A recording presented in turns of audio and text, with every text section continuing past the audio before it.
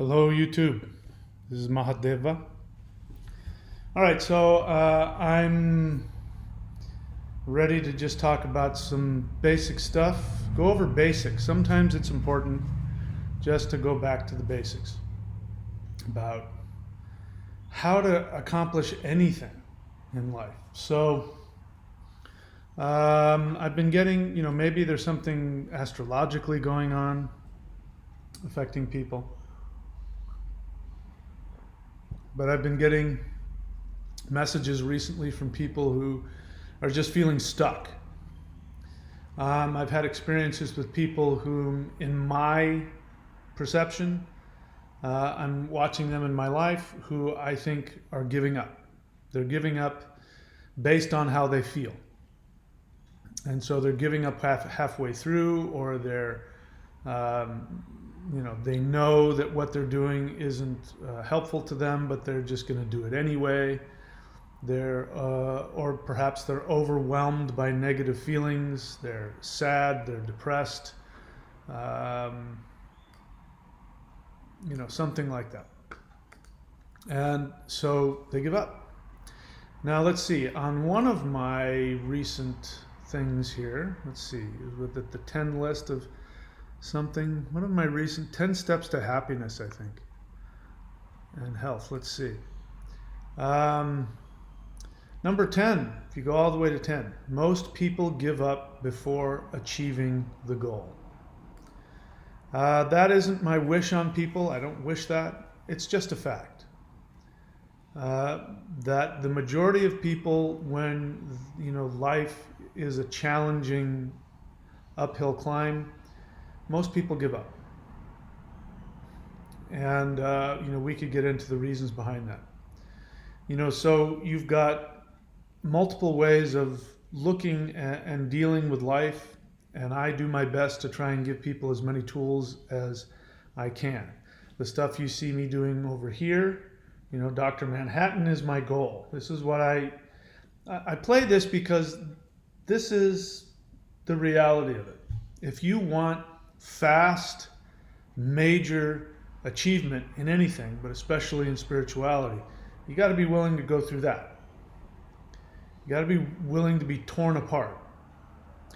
A lot of people, they look at that and they think, oh, that's really exciting, until they go through it.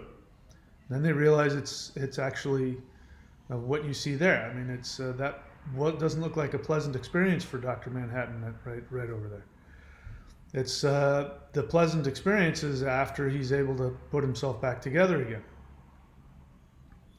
But in that sequence there, which you don't see, there's actually stuff in the middle where he reappears and he's a circulatory system. And then he reappears and he's just a skeleton, and he's like smashing on the wall trying to bring himself back. And so there's this period of, I don't know how long it is, weeks or months or whatever it is, where Dr. Manhattan is working really, really hard to bring himself back together. And that is a very good example of what is important about achieving anything, is that there's going to be periods of difficulty that if it were left up to you, you just wouldn't do it. And so, you've got to have three things in order to understand that. So first, you have to have a clear, comprehensive, accurate understanding of yourself, the universe, and the process. So, okay, what am I doing here? I'm going to write something down, so I'm moving the computer. So what is number one? Number one is an accurate understanding of the process, your relationship to the universe.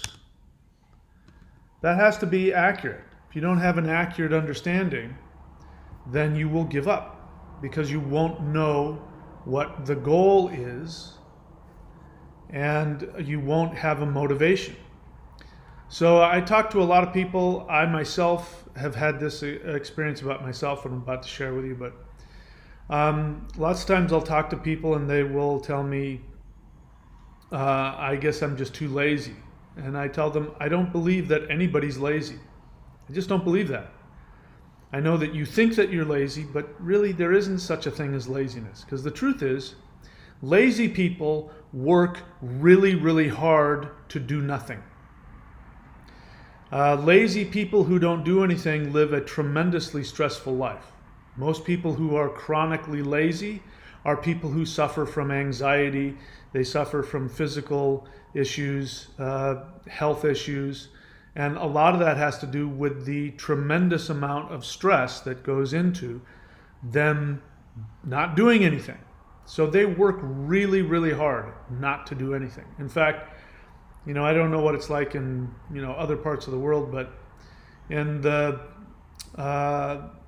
first world countries, the United States, Europe, Australia, New Zealand, other first world countries, you actually have to work really, really hard to be homeless. You have to work at it.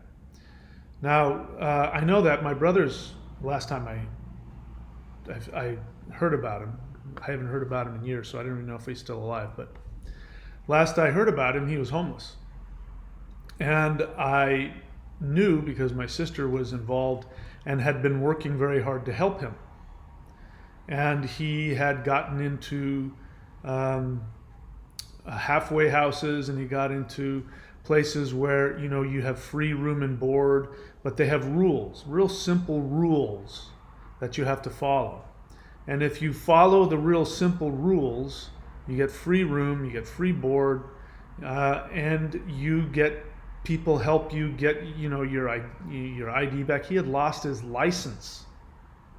He lost his driver's license. He didn't even have a form of identification. It's my brother. I grew up in the same house with the guy. How does that happen? And he wouldn't follow the rules. He wouldn't follow the simple rules, and he ended up back out on the street again, panhandling. On the street, panhandling. And so I know for a fact that you have to work really hard to stay homeless. You have to put effort into it. Now, somebody could look at him and say, oh, he's lazy. No, he's putting more effort into staying homeless than I do in, paying, it's easier going to a job, just getting up and going to a job 9 to 5. That's easy. Going and working in McDonald's for, minimum wage. That's easier than staying homeless, working to stay on the street. So,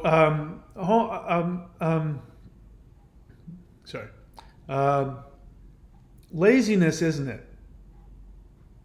So if you don't understand what the goal is, what is guaranteed to you, if you just do very simple things, you won't be motivated to do the work. So the first thing is you have to have an accurate understanding of the process. The understanding of the process we talk about here, I won't get into it. You can look at it, in this, if you want to look at it real quickly, this is the process. Your soul is God, so that you understand you are infinite. You are God. Means that everything must serve you. You created everything. And number 2, everything must obey you. So if you don't understand that, then you're going to continue to manifest things that don't work out for you. 3, your soul incarnates to have fun. So your job isn't to be spiritual. Your job isn't to be good. Your job is to have fun. Your job isn't to be here to help others. So if you're here because you think you're supposed to help other people, you're wrong. You're here to have fun. And you're here to have fun on a spiritual level. So don't mistake fun for going to Vegas, gambling, throwing all your money away on hookers and sticking heroin in your neck. That's not fun. That's being distracted. You're here to have fun at the deepest level. You're here to overcome karma, and overcoming your karma is fun. Your soul enjoys that. Maybe your human part of you doesn't, but your soul does. 3-dimensional life is designed to resist and assist you. So it resists you when you work against your soul. You'll have misery, pain, illness, poverty, challenge, confusion, depression. And when you follow that thing in your soul that your soul wants to do, like for me, it's surfing. I commit my life to surfing because that's what's most important to me. Then when I do that, my life assists me. Seriously, if I go out and invest money in a new surfboard, I will get a new client. I will make some sales. I'll come home and there will be money in my PayPal account. The universe rewards me when I go after what my soul wants. In order to become conscious, you've got to face the challenge, number 6. Number 7, you're either advancing or you're retreating. These are conscious decisions. You're not lazy. You are making effort and doing something to create it. It may feel to you like you're not doing anything, but that just means you're used to whatever your destructive actions are. But you are making conscious decisions every nanosecond to invest and indulge in something, whether it's helpful or unhelpful. Number 8, ascension is a life and death struggle. So you have to understand that you will go through a death when you achieve your soul desire, and you will go through an even worse death if you don't. So if you're trying to avoid the pain of death, it's a waste of time. You will experience a death no matter which direction you go. The goal of all of this is your fulfillment, your happiness, and your health. That's, if you understand that, if you understand that that is the end result, then you will be motivated to do whatever it takes. And then, as I said, number 10, most people give up before achieving the goal. So is that you? Some people do. And there's a price. This is one of the things this is one of the things we tell ourselves. If I don't do anything, if I just put it off, it'll all be okay. I'm okay right now. This is what drug addiction is, alcoholism, gambling addiction. You're distracting yourself. Video games, constantly on your phone. These are ways you distract yourself from the reality that this is a life and death thing. There are consequences if you do not live up to your soul's desire. Don't hear me wrong. I'm not saying there are consequences. God will punish you if you're evil. No, there is no God up there. All the God is in here. There's nobody that's going to throw any punishment your way. The punishment is just simply your experience of the result of you not following your soul. But that is the punishment. The stakes are, if you don't go after what your soul wants, you will experience all these things that feel like God is judging you. Because remember, what you may not realize is that if you have incarnated as a human being, and if you're watching me, obviously you have, you are not here because you're being punished. You're not here because you made mistakes. This world is not a prison. This is a school. This is graduate school for the soul. Now, if you were thrown into graduate school and you didn't know what it was, and you were forced to go all these classes and do all that stuff, and you didn't remember signing up to become a PhD in physics, you'd be like, oh my God, I'm doing all this math. This is really hard. Why do I have to do this? So that's what it's like as a human being when you don't realize that you are God. You don't realize that you are here to learn and to grow because you chose to. And all of these challenges is part of your curriculum that you signed up for. Before you go to university, you have to sign up for classes. You have to choose a major. You make the decision. Nobody forces you to do it. You did it. So it's sort of like waking up in the middle of a university class not understanding why you're there. So just remember, you chose to be here. The gods, the angels, the spirits, the demons, the animals, every living consciousness in the universe looks at humans with envy. They wish they had your opportunity. You're sitting in your body complaining about how, and I'm not trying to put you down. It's probably pretty painful what you're going through. There are beings watching you going, hey, you just tell me and I'll come take your place. I'll be more than happy to deal with that problem because I know what the whole goal is. I can see it. And I wish I was you. You've forgotten that. So yeah, things are challenging, but that's because you chose to have this amazing opportunity. And if you don't have an understanding of that, then you're wasting your time. And every single person goes through this that doesn't fulfill, or at least make the attempt to fulfill their soul desire. When you die, you wake up and you go, oh man. I read somewhere, some study was done about people who tried to commit suicide. Like seriously tried to commit suicide, like put a gun to their head or jumped off a bridge. In each one of those cases, like when it was, they knew they were going to die, not the ones that do it for, attention. They cut themselves a little bit or take a few pills or something like that. And they try to sort of kill themselves to get people to feel sorry for them. But the people who actually like make the hardcore commitment, they're gonna end it. The moment that their foot leaves the bridge, and they now can't change their mind, they've committed to jumping off the bridge. The moment that they do, in each case, they had this instantaneous awareness. They saw, oh my God, I could have done this, this, and this, and it would have solved all my problems. This was such a waste. I really regret this decision. People tried to blow their brains out.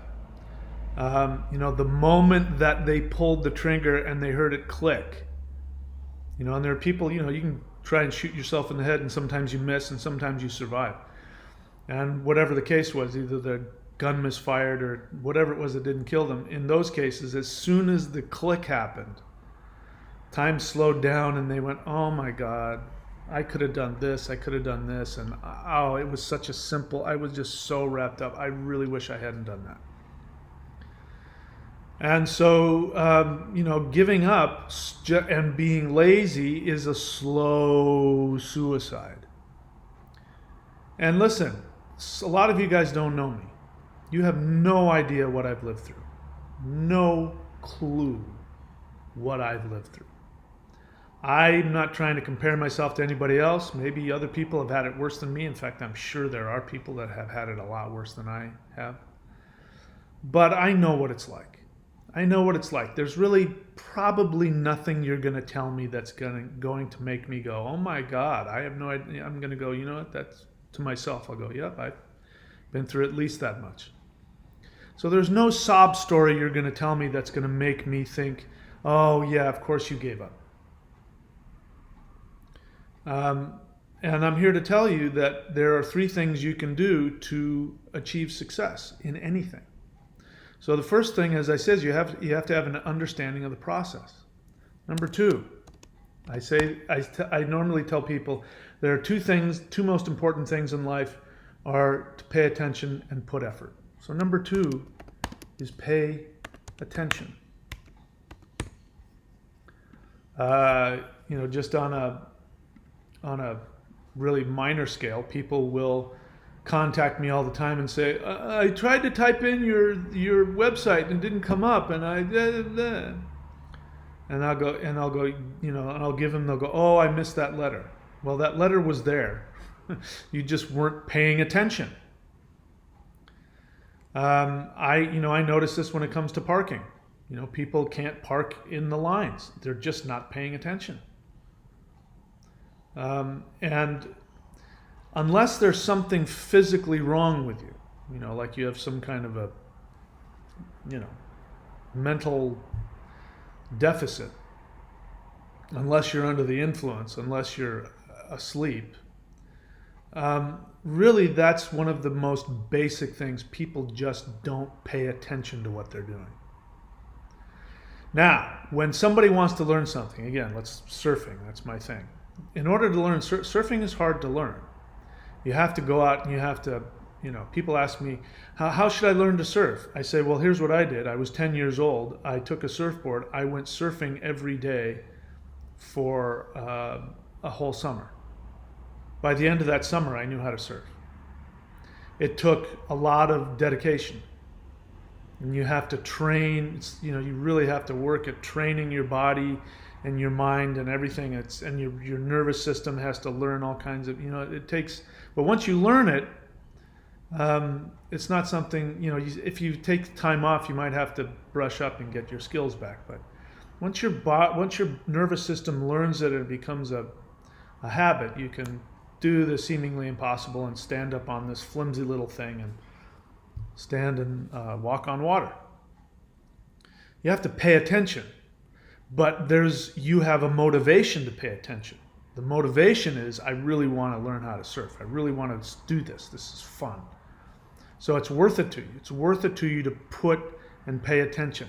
If you don't have self-confidence, you won't pay attention. My experience is that the people who, don't pay attention to park in between the lines, it's because they have low self-esteem. They don't love themselves, they don't respect themselves, they don't like themselves. And so they feel shame all the time. They walk around with all of this shame, and all of their energy is battling with this self-directed negativity. And so they don't have any time or effort to pay attention to what they're doing. And they don't understand why people get frustrated with them. Pay attention. When you're not paying attention, you come across as self-absorbed. You come across as selfish. Now, you're not thinking that. Unless you're, a narcissist, you're not walking around thinking, I'm just going to be a pain in the ass and not park my car in the lines. You're just not paying attention. You're full of shame, and you're trying to deal with the shame. You got a monkey on your back constantly telling you what a jerk you are. And so I don't have time for this. I don't have time for this. I just need to park my car, and I don't care. And you come in and somebody yells at you, puts a note on your car, pay some attention. There are other people in the world. I don't have time to think the other people. You don't understand what I'm going through. So paying attention means that you have to love yourself and respect yourself. And this goes back to number one, which is having an accurate understanding of your relationship to the universe. If you don't understand that you are God, you're not going to love yourself. If you don't understand that you're God, you're not going to love yourself after you've been programmed by your parents or your society or your religion especially to think you're a piece of garbage. If you believe that you're a piece of garbage, you're not going to have the understanding that you are in fact God. Therefore, you love yourself. Therefore, the universe loves you. Therefore, if I pay attention to what's going on and to what I'm doing, I'm going to get good things. So the people who don't pay attention, they are selfish, they are narcissistic, they are abusive to other people. But it's because they don't understand that if they just paid attention, good things would happen to them. So you don't pay attention. It's the same, when I'm teaching the Mao Shan, the 5 elements. And this is something that, I don't come out and say this, but if I'm working with somebody one-on-one and I'm saying, no, put your hand here. No, watch what I'm doing. They have to pay attention and replicate what I'm doing. And in those moments, they're replicating what I'm doing because they want the payoff of, what these forms give you. It's an act of self-love. There's a goal, and the goal is clear, and they want it. And so they'll overcome their self-directed negativity, their shame, their confusion, because they're going to try and just do that thing. It may be really hard for them to do. But when you pay attention and you do that, that self-love comes through, and then you realize all he's doing is he's telling me to follow my instincts. He's telling me, once I've got it, of course, it all makes sense. It's natural. My instincts have been trying to tell my body to do this the whole time. So paying attention has everything to do with, do you love yourself? Now, if you don't have the feeling of loving yourself, that's fine. You act as though you love yourself. So the first thing is you've got to have an accurate understanding of the process, which includes an understanding of your relationship to the universe. The second is you've got to pay attention. Along with that, put effort. You know, you hear me say that whenever somebody doesn't follow my repeated requests on the live Q&A, I tell people, please write the word question. Write it in all caps. And I do that not just because I'm, a controlling, anal retentive person. It's because I want to actually be able to answer your question if there's a lot of people on. And I don't want to waste time with people's nonsense comments. I want to be able to answer your question. So I'm doing that for your benefit. So I'm telling you what to do so that I can better help you. Now, if you have that internal self-negativity and you see me getting annoyed and I say, well, how many times do I tell you to write the word question? And all you're gonna think is I'm just being a pain in the ass teacher who's trying to control you. You're not gonna, because you don't love yourself, you're not gonna see that, oh, that's actually for my benefit. And so when somebody doesn't put effort, like in that example, somebody doesn't, after they've been on my channel and they've heard me say it, and they don't put the effort into doing what I've requested, that again shows me they're distracted. And what you're distracted about is you're fighting with your own negativity, your own lack of self-worth. Because if you loved yourself, you would know that you were God. You would know that everything is here to serve you. You would pay attention because you would know that the end result of what you do would be your happiness and your fulfillment. And you'd be willing to put effort, number 3, even when it's difficult, even when it's challenging, even when everything in you wants to give up, you would realize that that feeling is not God. So when you act on your feelings, your impulses, even when you consciously know it's not in your best interest, you do that because you want to get rid of the uncomfortable feeling. You're forgetting who you are, or maybe you never knew. Because if you knew that you were God, that everything is here to serve you, and if you follow your soul, you'll get everything you want, then you would be willing to pay attention to your feelings. You'd be willing to work contrary to all of your negative feelings and impulses. And you would be willing to get what you want. So this is what's happening when somebody gives up on themselves. Somebody breaks their own rules. Somebody breaks their own commitments and their own vows. And they say, whatever it is, I was feeling bad. I was lonely. I was sad. I was depressed. I was angry. Whatever the feeling is. They're saying the feeling has become my God. The feeling is telling me what to do and I obey the feeling. They've forgotten or never knew what the end result was. So we come to discipline. You must have discipline. You must be willing to do the work. You must be willing to be consistent. Discipline is not just, putting effort towards something when it's challenging. But it's also being consistent. So that it's not about your feelings. It's not about your impulses. One of the best definitions that I've heard of depression is the inability to see a future for oneself.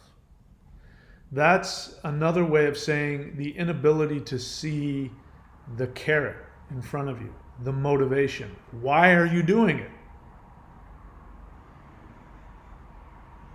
You know, sex is a good example. I mean, you're constantly reinforced, so you know what the end goal is because you can feel it coming, so to speak.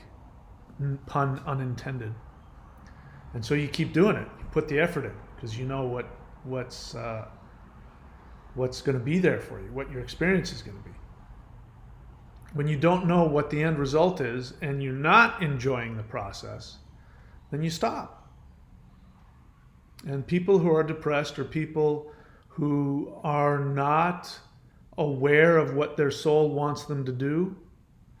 And so they can't see the end result and they just stop. They give up. And they say, I'm depressed. So as simple as it is, these are the three most important things. And I could talk about on and on and on and on and on, but when it comes down to it, I do my best to get step one to you. That's my job because I'm aware that when you're born, you don't remember. That's part of the challenge that you've designed for your three-dimensional video game, your virtual reality called life. So teachers are here to do that. We're here to remind you, hey, here's why you came here, here's the goal, here's your relationship to the universe.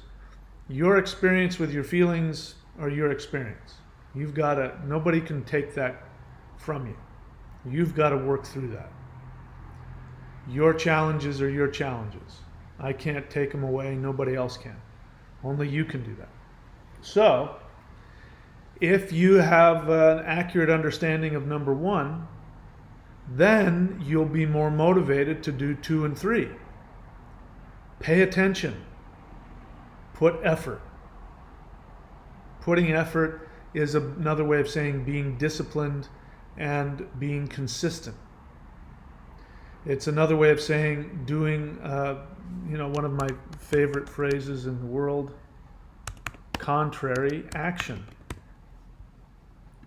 Contrary action means that you take action completely contrary to your impulses, your thoughts, your feelings, and your desires. You know somebody's immature when they're not willing to do that.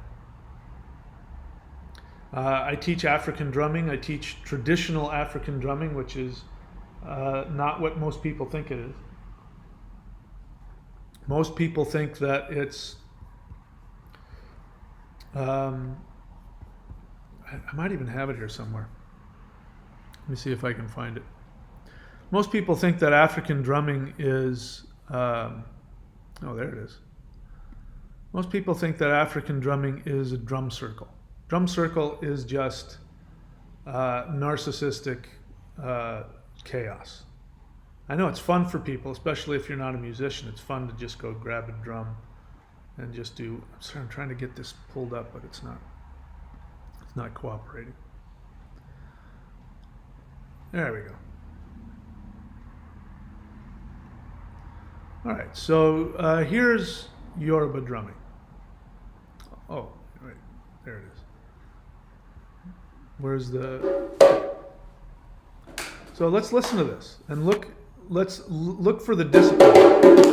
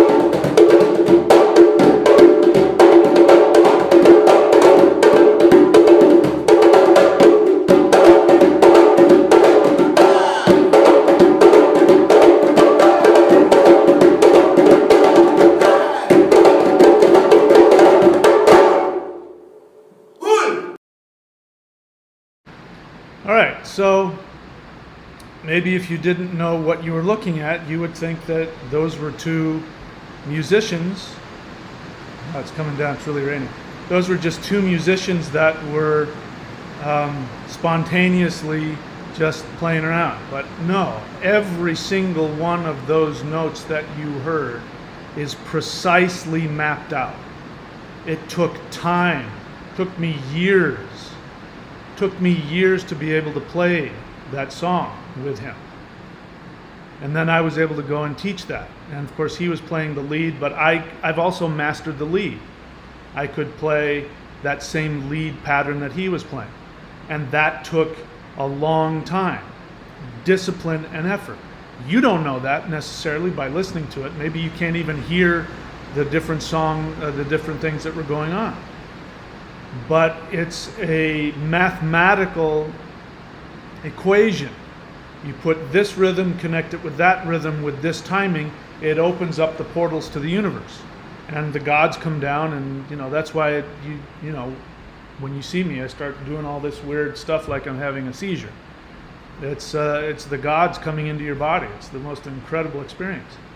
But it took time, and it took effort, and it took patience, it took discipline, and this is necessary. So if you don't have this in your life, you can't accomplish these things. And if you don't know what the goal is, you won't be willing to put the time and the effort. This is what you came here to do. When I went into that master's class, Baba Ayo, when I first walked in the door and I said I wanted to learn, I had to, for a long time, just play one note, 2 notes at a time, and I was willing to do that. I was willing to do that to get to the place where I could, like him, master those songs and play them just on the spur of the moment. So your soul came here to do that. Your soul became human so that you could go through that effort to play whatever your soul needs to play, whatever your song is. But if you give up, nothing happens. And if you don't remember who you are and what your relationship is to the universe, you won't be willing to go through the challenges to get to the end result. So those are the 3 things. I could talk about all of them for hours. First and foremost, if you do not have an accurate understanding of who you are and what your relationship is to the universe, you won't have the goal in mind, and it'll be very difficult for you to motivate yourself to do the work, to work through your karma, to get past your issues, and to understand that all of this challenge is here for you. It ultimately will serve you, no matter how difficult it is. Number 2, you got to pay attention. Paying attention means being conscious of your feelings. So if you're spending your life trying to run away from your feelings, alcohol, drugs, sex, religion, living for other people, all kinds of ways that you can distract yourself, you're not paying attention. Paying attention is another way of saying conscious of your feelings. I talked about, one of the things that annoys me is people that, when they don't pay attention when they park their car into the parking space and they've taken up 2 or 3 spaces. I know that the people who do that don't love themselves. Because if they loved themselves, they would be paying attention to what they were doing. They would know what their feelings are. They would know that if they're just too self-absorbed or too lazy or too freaked out right now to spend time focusing on the line, so I'm just going to park my car and get out. But they pretend like they just don't give a crap, and they come across as, I just don't give a crap. Yeah, fuck you, I'm just going to do what I want. It's not really what they're feeling. What they're really feeling is they don't know what the hell's going on in life, and but they pretend. They don't pay attention because they don't love themselves. They don't love themselves because they don't know who they are and they don't know what the end goal is. And then they don't put effort. All right, so I'm starting to repeat myself. So let's take a look at the questions. This is a question and answer. If you have a question, write the word question in all caps, and then write your honest, well thought out question, and I will be happy to answer it. If you don't follow those rules, you put a target on your forehead, and I'm probably going to psychoanalyze you. Even if you do ask a question, I still might psychoanalyze you. But bear in mind, I'm here to help. This is just how I do it. So, Rohan Kapoor, question. Sorry, I know you want questions after your speech, but I'm struggling with one question. How a cult is different from Abrahamic beliefs? I'm studying astrology and it doesn't seem real either. So many questions in there. So many things you really don't know what you're asking. You've got so many things in there. You want to know what the difference between a cult from Abrahamic beliefs? So you're assuming that astrology is a cult? I want you to just get rid of that word. That's a judgment. The word occult is a judgment. There's just spirituality. Whatever form of spirituality one chooses is their spirituality. A cult is a name. It's usually a word that's used by certain religions, Abrahamic religions, Christians,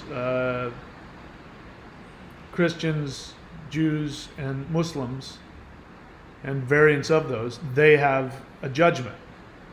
And astrology, they'll say, is a cult. Occult. Magic, it's bad. So I'm not saying you necessarily meant that, but I would get rid of that word. You want to know what the difference between a cult and Abrahamic belief is? So what you're really asking is you want to know the difference between Abrahamic religions, which is Judaism, Islam, Christianity. What is the difference between that and other religions? Because every single other religion in the world would fall into that category, especially religions that are ancient. So before we even start asking this question, Abrahamic religions are very new. They are brand new to the human experience. And they are not normal. You don't know that because Abrahamic religions have taken over the Western world and the Middle Eastern world.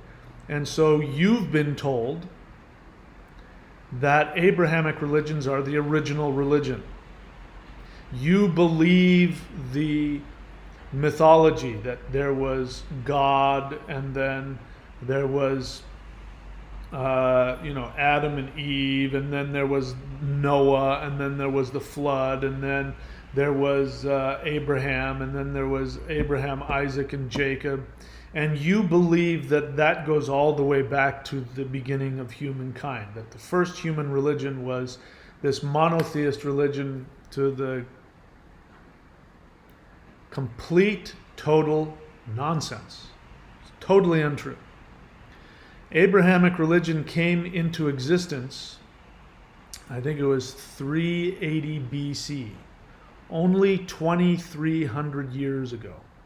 Human beings, modern human beings, we're not even talking about Neanderthals and other human beings, who had religion, who had language, who had culture.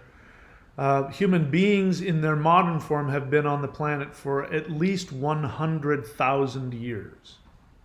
Just to give you some perspective, Neanderthals, who were also a form of modern humans, whom we all have. If you're somebody who's above, you're descended from somebody who's anywhere other than Africa, you have at least 2% Neanderthal DNA in you.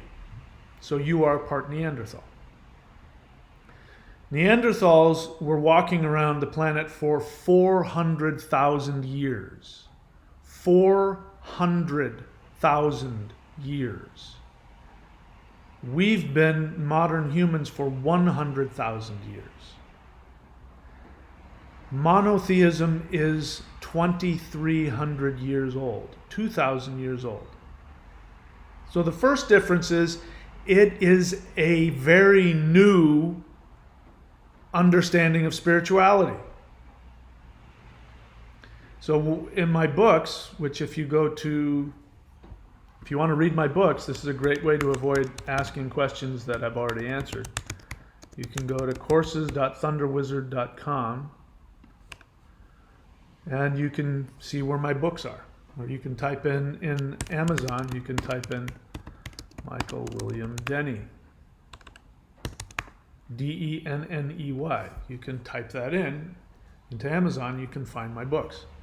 Throughout my books, you will see a phrase repeated throughout them which says, spirituality disciplines that have an unbroken connection into prehistory. Abrahamic religion does not have this. Abrahamic religion was invented 2,300 years ago. It was invented by the polytheist people who lived in what is now Palestine and Israel. And they were, why do I keep forgetting the name of those people? Let's see, Moses and Joshua went into the Canaanites. So there was people known as the Canaanites who lived in Canaan. The Canaanites were polytheists. They worshipped multiple gods. They worshipped Baal, Ashtaroth. They worshipped a sky father and an earth mother, and they worshipped ancestral deities. They were polytheists. They were no different than Hindus, Vikings. They worshipped that. These were the people. By the way, the Jewish people are the descendants of the Canaanites. So that whole history of Moses coming out of Egypt and Joshua coming out of Egypt and slaying all of the Canaanites and taking over their land is complete falsity. It never happened. The Jews are the Canaanites. The Canaanites evolved into the children of Israel, who were still polytheists, and then in 300 BC, whatever it was, the Babylonians, who had conquered them, had come down and said, "Give us our tribute." And the polytheist Canaanite Hebrew people said, "No, we're not going to give you that." And the Babylonians said, "Oh, really?" And they came in with their armies and they flattened the temple to Jehovah, the temple to El, temple to Allah. They flattened it.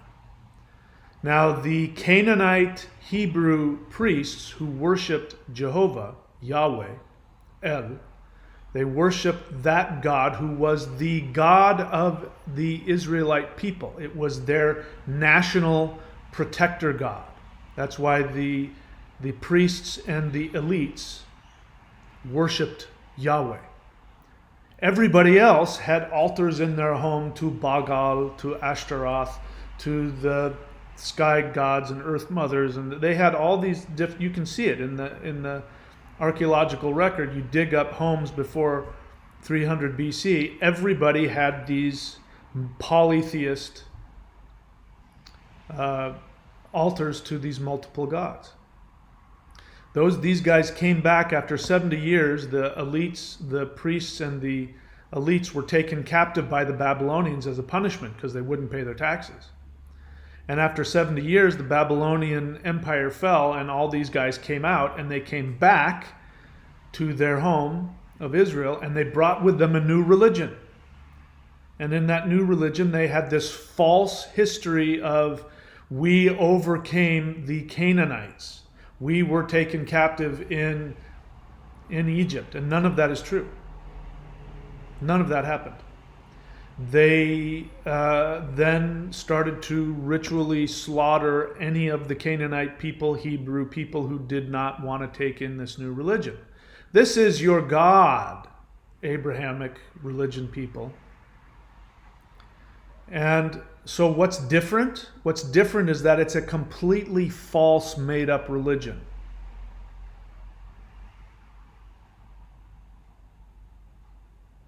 It's only 2,300 years old. And what ended up happening is that then the Christians took it over. So the Romans adopted this Jewish false religion about Abraham, Isaac, and Jacob and Moses. They adopted it because they saw that monotheism was a really great way to control an empire. And so it took them hundreds of years, but they ended up making that the legal religion, and then they started killing and torturing anybody who didn't follow that religion. And then Muhammad shows up. Muhammad lived in a time when his people, the Arabs, were polytheists. And Mecca was the center of the polytheist religion of Arabia. And the Kaaba, the cube, was a four-sided altar that had gods for every day of the year. And people would walk around the circle of the year and they would worship all of the different gods, the Arabian polytheist gods. And on that altar they had put Jesus and they had put Mary. They had put them as one of the gods, and these people would worship all, and these were the people of Arabia. And Muhammad didn't like that. He liked Jesus. He was as close to Christian as you could get, but he wanted to start his own religion. So he first went to the Christians and he said, hey, I am really into this Jesus and Mary thing, and I had this experience with Allah, Yahweh, and I want to team up with you. And the Christians said, no, that's not how this works. You convert to our thing, and that otherwise, that's blasphemy. We've got this Word of God, the Bible, and if you don't like it, then you can't be part of our club. Muhammad got really pissed off. He didn't like that. Who would? He went to the Jews and he said, hey, my brothers, because the Arabian language and ethnicity is basically Canaanite. They're the same. They're both Semitic. They speak the same language, just a slightly different version of the same language. He goes to them and says, my brothers, I talk to I talk to Yahweh, I talk to Allah. I'm a monotheist. I've created my own version. He gave me this book full of stuff. It's really cool. I want to be part of you. Let's team up. And the Jews said, no. That's not how this works. You don't make up your own deal. That's not how this works. You want to become a Jew, fine, no problem. But no, you don't get to do your own thing. He goes back to Arabia and he's pissed. And so he continues to write in that book and he starts talking about jihad.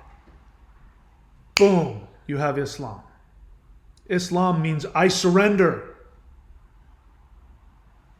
A good Islam is somebody who's surrendered to Allah. They say that because the Muslim armies would go into places to conquer them. They'd put a knife to your neck and they'd say, submit. And they'd say, Islam. I submit, I surrender. So what's the difference? I think you can fill in the blanks. Since you asked, that's the difference. What people call a cult is the original religion. The false religion, the new religion, is the Abrahamic false mythology that is not accurate. It is inaccurate, it is false, and it is designed to destroy your ability to love yourself. Abrahamic religion, you can call me whatever names you want to call me, Christianity, Judaism, Islam, is all very anti-life. You don't do what God says, God will destroy you. It's narcissism. Abrahamic religion is the worship of one's own malignant narcissism. Is that different enough for you? You're studying astrology and it doesn't seem real either. I mean, then don't study Western astrology. There's a difference between Western astrology and Vedic astrology. So I recommend, if you want to study an astrology that actually works, study Vedic astrology instead of Western astrology. And I already talk about that in other videos. So I've taken far too much time for that question. Saeed, question. First and foremost, glory to you, teacher, but what I want to ask, what are you saying? Would you say that people that are suffering from depression are rather stressed, they do not know? I've already talked about it. You can't see a future for yourself because you don't realize that you are God. You don't realize that you created this universe to serve you so that you could achieve your greatest happiness, your greatest goal. So if you're depressed, you, number one, don't remember what your greatest joy is. You've been shamed out of it. So you can't be depressed without having shame. Self-hatred and shame. You feel unworthy. You don't think you deserve to live. Life is out to get you. God is out to get you. The world is out to get you. That's part of it. And the other thing is, because of that, you can't see a future for yourself. You can't see you being happy. So what you don't know is that you can't remember what it is that makes you happy. So, unfortunately, people are going to have to do some work. They might have to get some counseling. You guys can't do this alone. I mean, I offer apprenticeship, which is I teach you whatever the hell you want to learn that I teach. But I spend the majority of my time counseling you and helping you understand who you are and taking action on what you want. And holding your hand when you go through the unconscious resistance, because that will come up. We talk about that a lot. So Saeed, it's going to be difficult for you to do this on your own. You're going to need help. So get a counselor, find a mentor, a teacher, somebody that you can work with. You're probably not going to be able to work through it on your own. I certainly didn't. If you guys are on my channel because you think I have something that you want, I have a therapist. I've had multiple teachers throughout my life, counselors. I still have them.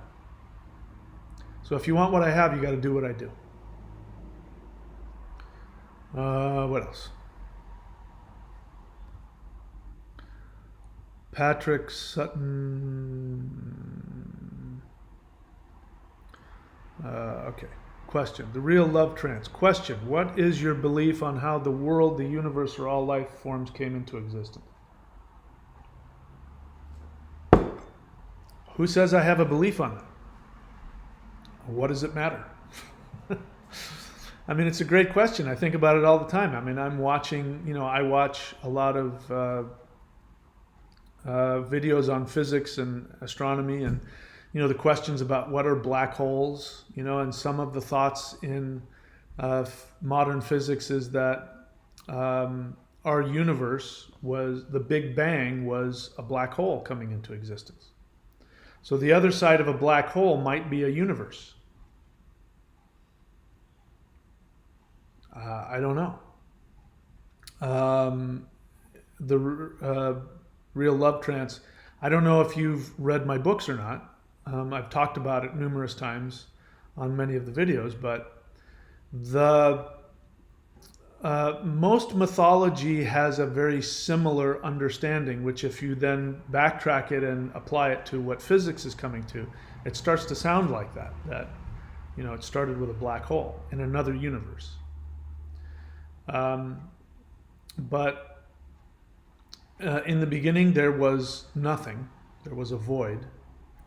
From the void came, the universe explodes into existence through fire. So there's, in the Norse tradition, you have Gnunga gap, which means yawning chasm, void. From the yawning chasm, one spark of fire and one drop of water. Spark of fire becomes the southern direction, the drop of water becomes the northern direction. In the middle, the spark of fire and water comes together and creates this huge explosion. And eventually from that, all the 9 worlds come. The Taoist perspective says that in the beginning there was nothing. From the nothing came the one, which is the singularity, which would be the black hole coming together. Singularity. From the singularity comes the two, the spark of the water and the fire, the yin and the yang. From the one comes the two. From the two comes the three. In the Norse tradition, that would be Odin, Vili, and Ve. Higher self, lower self, and middle self. And from the three comes the five, which is the five elements. But you could also say the four directions plus the center. From the five elements comes infinity. So how did all life forms come into existence? Are you asking me, was it created by, every tradition has a different thing. I don't know that I care. I don't know that it matters to me. But most of the time when those questions are asked, people are trying to find out, is there a creator? And I would say you're the creator. That you are that almighty being that created and brought everything into existence. All right, so I don't see any more questions. So if you don't ask questions, then I gotta either educate you or entertain you or whatever it is. So let's go through what we need to do. So on the left here, you see the celestial qigong and the thunder qigong. So if you go up here to thunderwizard.com, click around until you see Warrior 90-Day Lightning Qigong. This is where I'm going to be focusing all of my high-level teachings. This is where this path is going now. I'm going to turn that into the university. So as time goes on, I'm going to be doing more and more, adding more and more. We're at level 3 now of the Lightning Qigong. So there's going to be more stuff coming. But you can subscribe at whatever level you want. The thunderwizard.com site is what keeps me on the air. And even if you subscribe at the lowest level, you will get access to the Mastery of Shamanism course, which should, you can't get through, without every day studying and doing something for months. So subscribe at whatever level you want. There's the Manifestation Mastery course, and then there's the Lightning Qigong, which is what I recommend. And then we have the Maoshan.thunderwizard.com, which is the elite practice of the opening up the soul. This is what some people would call a cult, but it's the highest, most powerful, fastest Dr. Manhattan path I know of. There may be something else out there, but I haven't found it.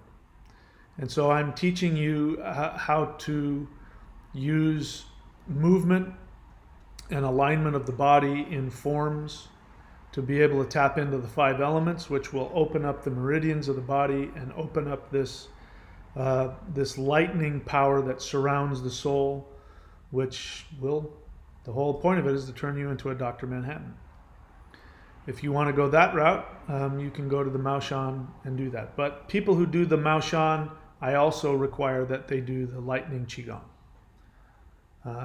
Because you have to understand all the other stuff that goes together with it. And then, of course, as I said earlier, if you want to see everything that I offer, which is far more than I can put, I stopped putting, tons of links. Go to courses.thunderwizard.com to see all the other stuff that I have. Okay, another question has come through. Fim Sample CG question. I've been doing Celestial Nagon and Immortals exercise for months. And I just want to ask that I started to think the worst case scenario of a situation without even realizing. Do you think it's because of the exercises? Well, the exercises are high level stuff.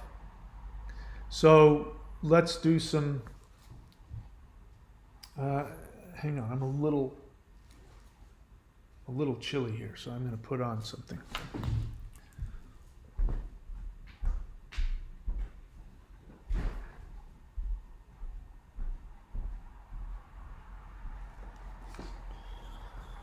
All right, so where'd I go? There I am. Okay, so is it a result of the energy? So again, if you're doing all that work, you're doing the celestial qigong and you're doing the immortals exercise, it's probably a good idea to have a session with me. If you're putting all that effort, it's probably a good idea to talk to me. It's important to have a teacher to do this stuff. Because if you have a teacher is going to go, yep, that's normal. But what's happening more than likely is that the lightning qigong, there's a reason why I have Dr. Manhattan here, because that's what you're going to experience. So if you do the lightning qigong, what's going to happen is you are going to release the lightning. So most people don't know this. This is what makes this high level, left hand, advanced spiritual practices. Most yogis don't know it. Most qigong practitioners, most meditators, most magicians don't realize that there is a third power. People know about Kundalini, which has to do with the spinal column and the chakras. People know of Qi or Prana, which is life force energy, which has to do with Qigong and Tai Chi and yoga, pranayama. So you've got Kundalini and you've got Qi, but there's a third force. And this force is kept hidden within the body for a reason. It is the lightning force, the heart mind.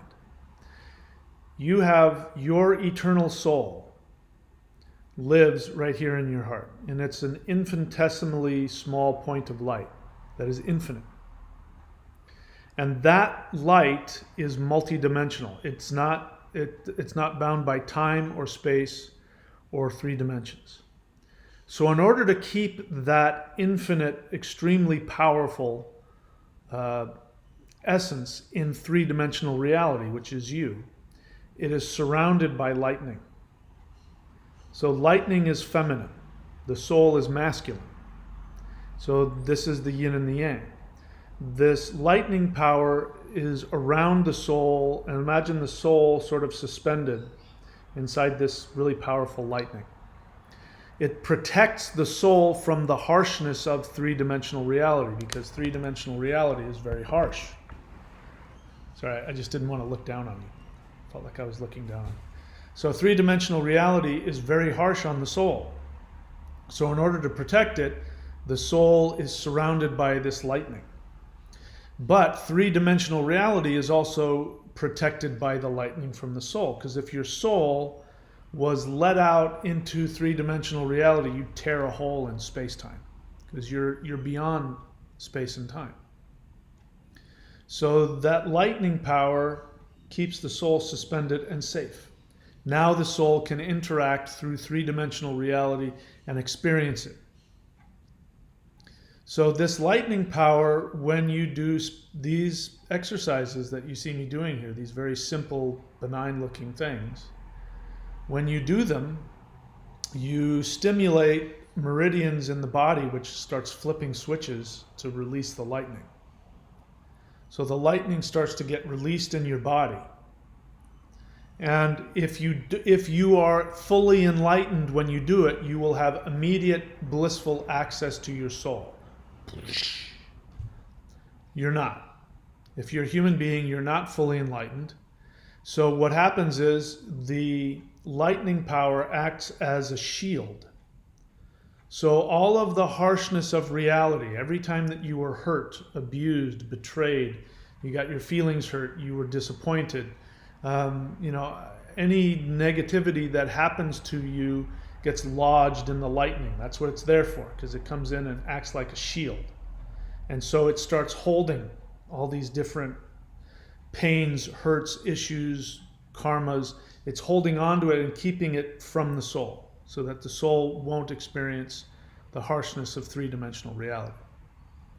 When you do these exercises, you're flipping switches to release that lightning into the body, which means as the lightning is being released into the body, those wounds must be terminated. Now, when that happens, these wounds are conscious. You consciously choose to deny. You react negatively. You get angry, you get resentful, you have shame about yourself, you feel unworthy. All of these things start to be lodged in the heart center. And when you release the lightning, those wounds then become awakened. And then you have uncomfortable feelings. You have sadness, you have anger, you have fear, you have resentment, you have confusion, you feel unworthy. You have all kinds of horrible feelings come up, and those are just like you're barfing up bad fish. So if you eat bad fish, you're going to puke it up. And you hate puking it up. But once you're done puking it up, oh my God, I feel so much better. So you're doing the celestial qigong, and now you've done the immortals exercise. So if you're new to the channel, go and do that. I put that exercise on there, the exercise to awaken the immortals. It's incredibly advanced. I put it on there because I realize I'm talking about all this stuff and nobody's experiencing it unless they actually purchase the celestial qigong or the Mao Shan or the lightning qigong. If you don't do it, you don't know what I'm talking about.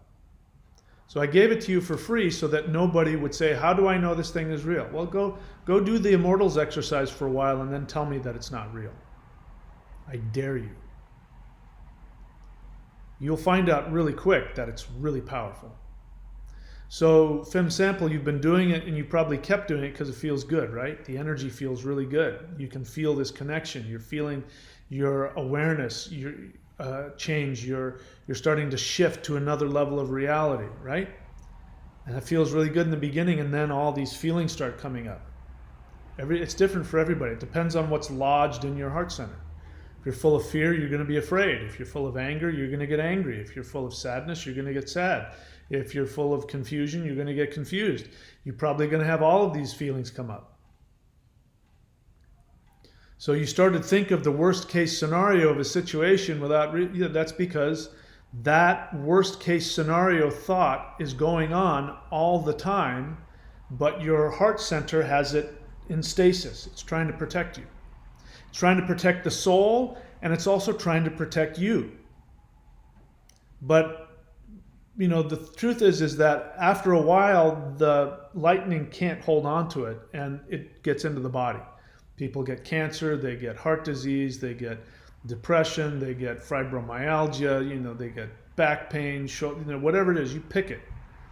It's a result of, your unconscious protection mechanism can't do the job forever. So when you practice the lightning qigong, sorry if I haven't made that clear, you are consciously saying, I want to do surgery on myself, release all of these blocks so that I can become Dr. Manhattan. And this is what I'm talking about earlier. You know what the goal is. The goal is, I want that. But in order to get that, you have to go through this.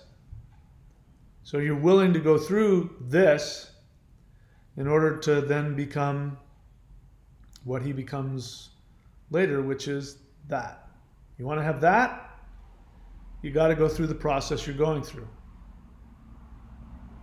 So now you understand why this is high-level stuff, because most people can't survive it. That's why it's good to have a teacher. Did I answer your question?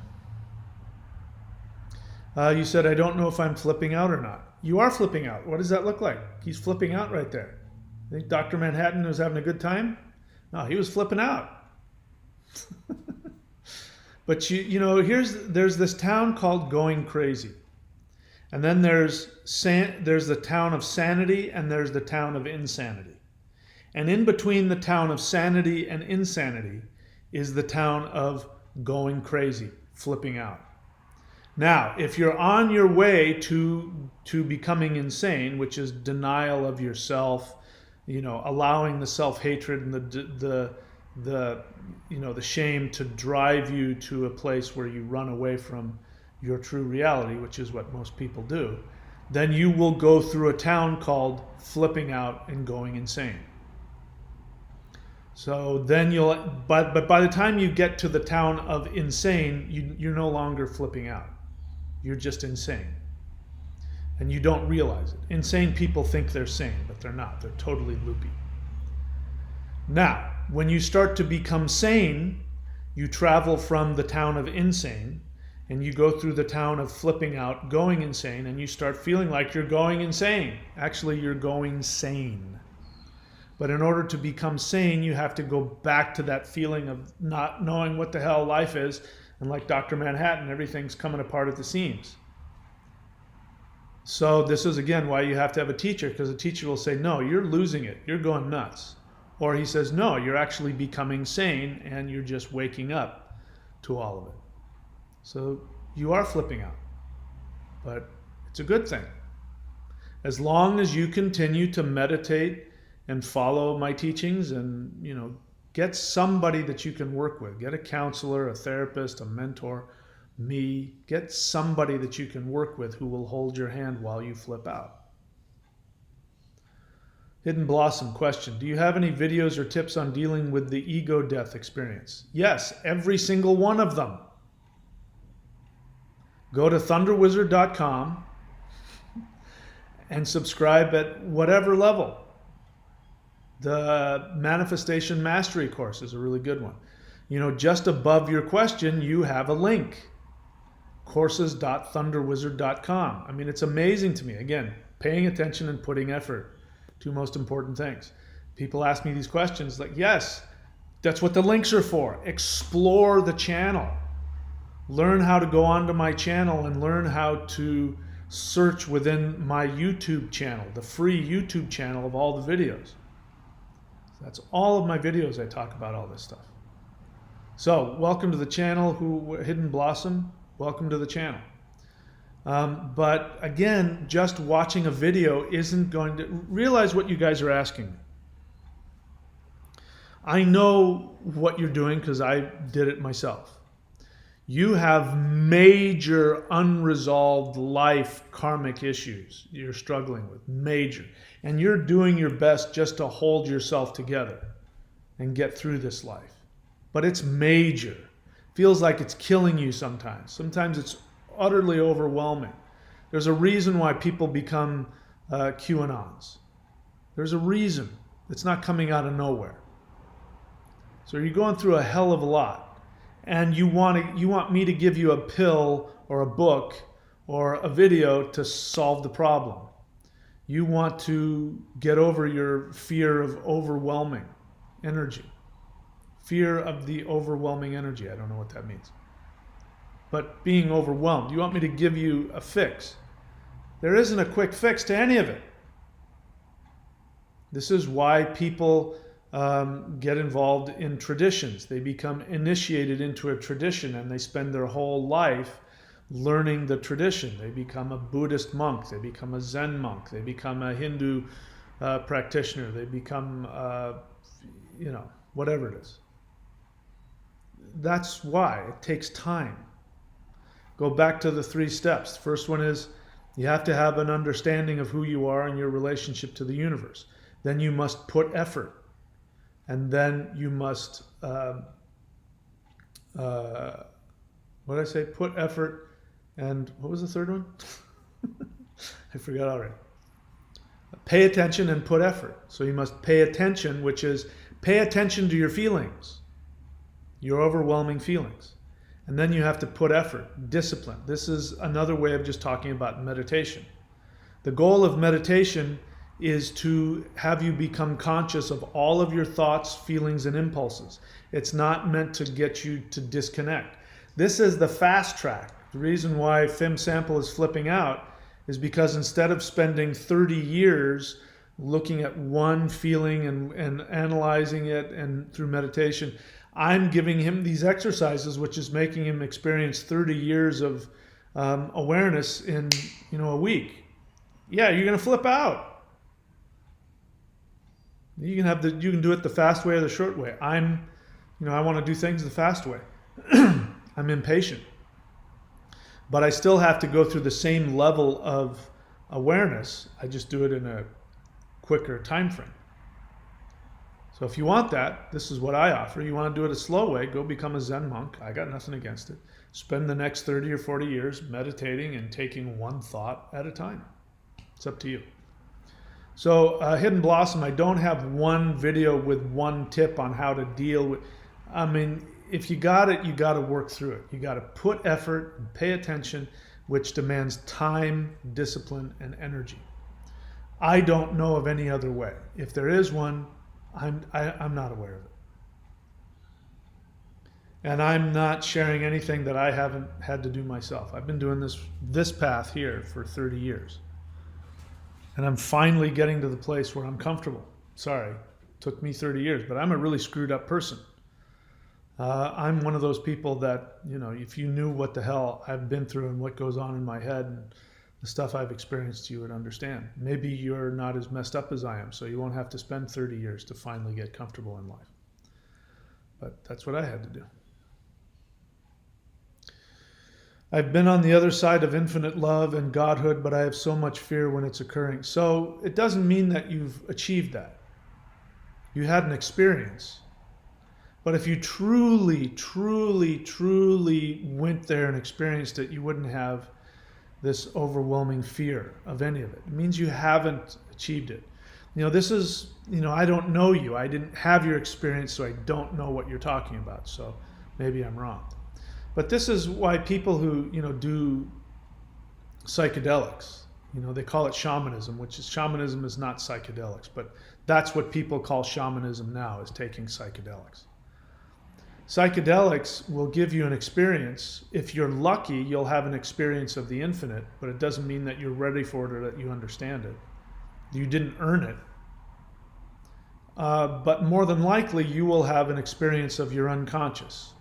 You might have a blissful experience of your unconscious narcissism, or you might have a hellish experience of your unconscious narcissism.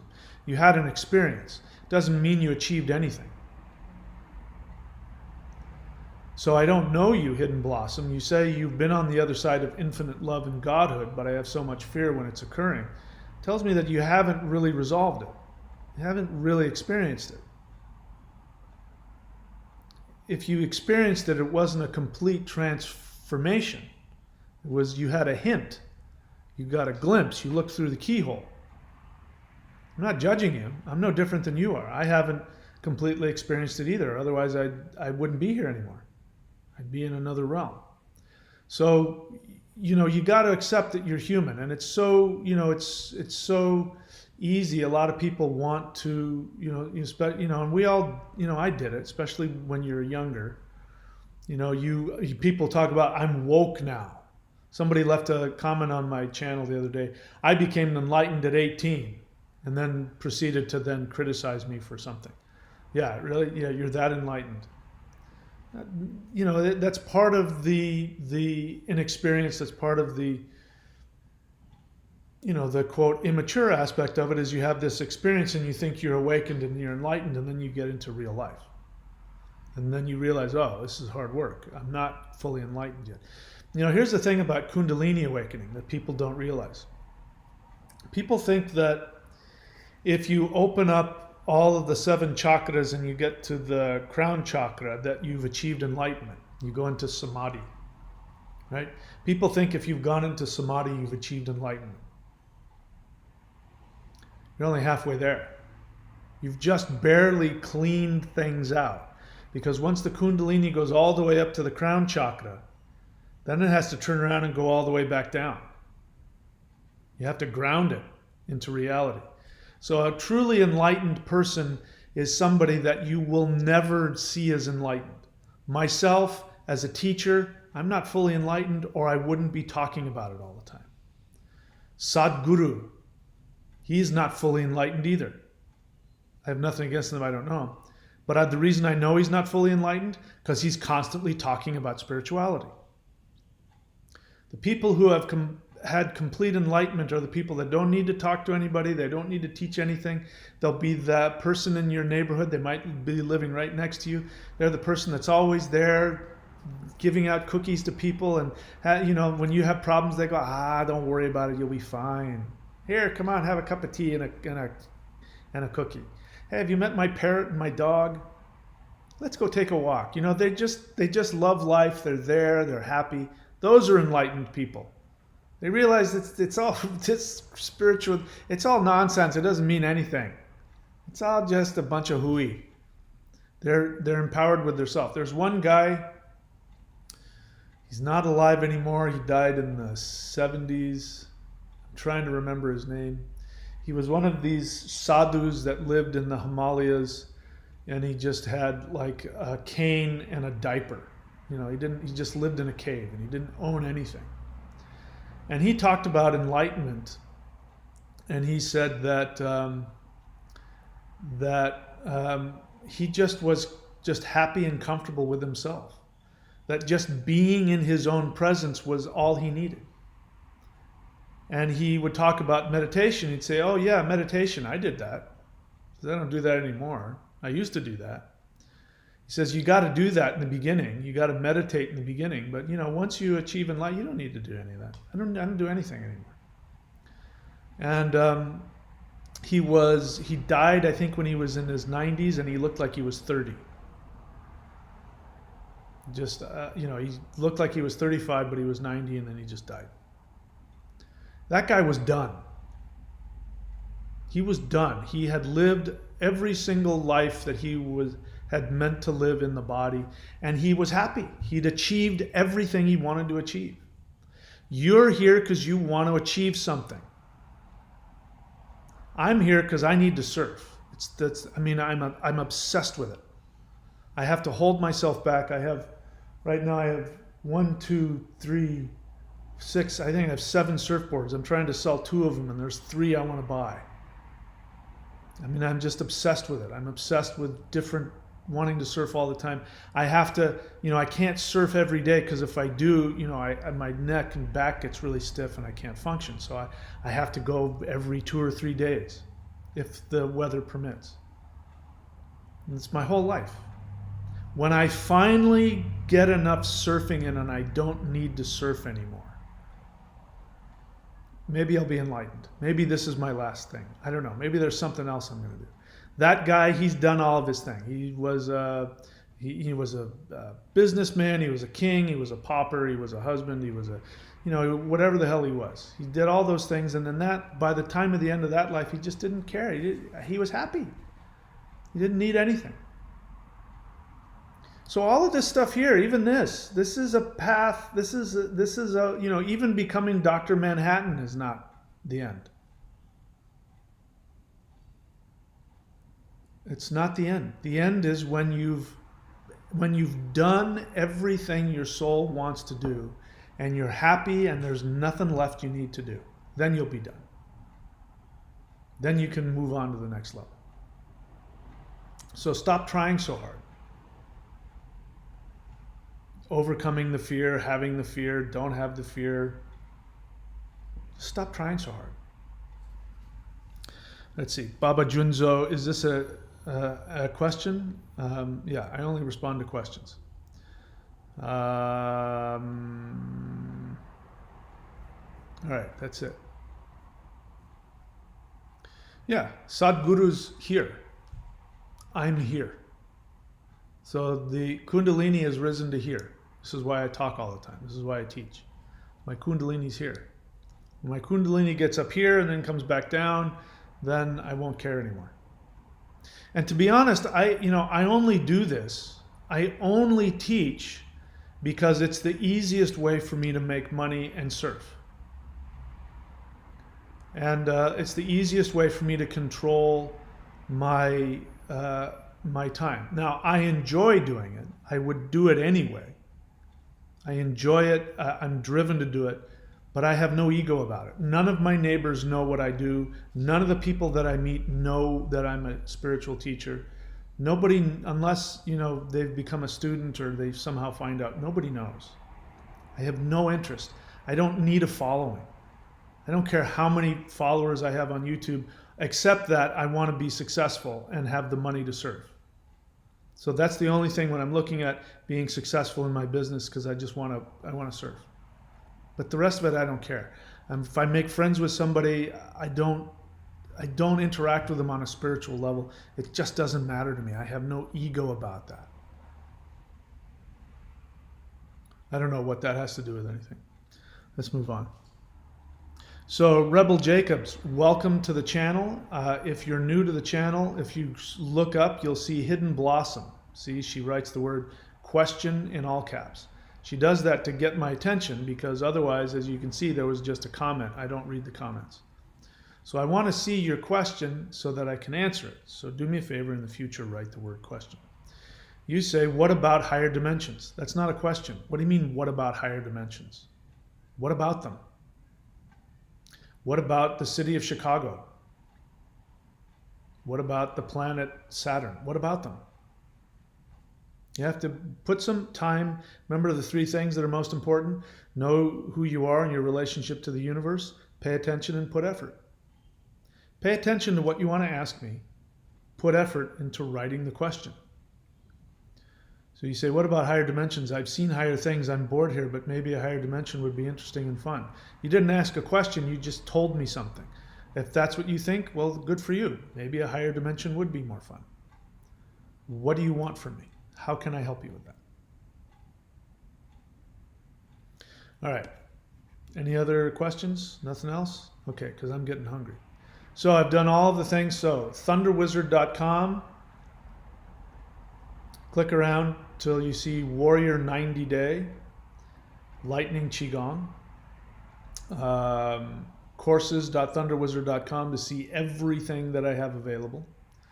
Maoshan.thunderwizard.com if you want to become a Dr. Manhattan overnight. That's the way to do it. Celestial Qigong is what you're seeing over here. Let's see. Jameson question. What are your thoughts on dreams and dream significance? My thoughts are that there are at least 3 types of dreams. The first is, throughout the day, your subconscious mind and your unconscious mind are recording every single moment of your day. So when you go to sleep, your brain starts to sift through all the files and it starts throwing away files it doesn't need. You getting up and going to the bathroom 2 or 3 times, you don't need to remember that. Walking from here to the kitchen and back, you don't need to remember that. That guy that almost ran you off the road and flipped you off, that's a memory I'm going to need to remember. I'm going to remember that. So your brain is doing that. It's shifting through all of your memories and getting rid of the ones it doesn't need. So lots of times when you're falling asleep, you'll be walking on the side of the road. You were just doing that. You went to the store and you walked on the road and you bought some gum, and you'll have a dream that you're opening up gum inside the store while walking down the street. It won't make any sense. It'll all be jumbled together. It's because your brain's just trying to get rid of all the memories. So that's number 1. Number 2, you are experiencing your unconscious desires or fears. So when you have a sex dream with your next door neighbor who you secretly have a crush on, that's experiencing your unconscious fantasies. You have a dream that a being of the underworld comes out from underneath your toenail and forces you to play golf while it's eating out your brains. You're having an unconscious fear, a nightmare. So that's number 2. Those are the most. 99.9% of the time your dreams mean that. So the second kind is important because at least you know what your unconscious is. You know what's going on in your unconscious. So it's a great way to become aware of what your issues are. Your dreams will tell you what they mean. So let's say you had a nightmare. Your nightmare is some evil guy in a black hat with sunglasses, whatever, came and told you that he was going to, eat your intestines. And you woke up in a sweat. You were afraid. You can stop and go, okay, that's my unconscious. There's something I'm afraid of. It's coming to you in a symbolic form because your unconscious mind sees things symbolically. You have to figure out consciously what that symbolism means. So you can write the dream down and say, I wonder what that means. But you can also close your eyes. I learned this from Serge Kahili King, in case you want to find another great teacher out there. Serge Kahili King. He's a Hawaiian shaman. Whenever you have a dream and you wake up from the dream, or you remember the dream, you can close your eyes and bring that character back. See that, whatever it was, frightening, scary, not scary, and ask, what is your message for me? You can say, who are you? And very often, if you had a dream of a guy in a black hat and glasses, you say, who are you? We'll go, oh, I'm your dad. So that's some fear you have of your dad. You can, it's a really great way to become conscious of what's going on in your unconscious mind. So the first two are going through memories and working through memories. The second one is your unconscious fears or fantasies. And then third is the rare one where you'll actually have a spiritual experience. You'll meet with a deity, an angel, you'll leave your body. But 99.99999% of the time when people say, yeah, I left my body last night, man, and I went, no, you were just in your unconscious mind traveling around. The unconscious is a real place. It's a universe in and of itself. But it's not objective reality. It's where all of your craziness is and all of your narcissism is and all of your hopes and dreams and desires. That's where it is. And so it's an important place to go, but it doesn't mean that you achieved anything spiritually. So never take dreams or visions, even shamanic visions. Never take them 100% at face value. Take them with a grain of salt. And because if you do have a spiritual experience, whether it's a dream or a shamanic vision, then you go, oh, I had this experience. I talked to this being and it told me this. You go, okay, I'm going to hold on to that. We'll see if that turns out to be true or not. The Hool breath. If you're new to my channel, you can go onto the free channel and you can type in anywhere, Huul breath. That Hool breath was downloaded to me in a meditative vision because I asked for the one sound and one meditation breath that would cure me and heal my body and balance it on every level and do the ultimate meditation. And I was immediately given this very subtle. It was very subtle. I could have very easily have just decided not to listen to it and thought, oh, that's my imagination. But I listened to it and I got the Hool breath. And the moment that I did it, boom, I felt my body completely go into a state of balance and healing. And I went, wow, so there's something to this. But I didn't know what it was. And I went and I did some research. And after finally doing some research, I came to realize that I had been given the seed sound of the ancient Earth Mother goddess of Northern Europe, 50,000-year-old.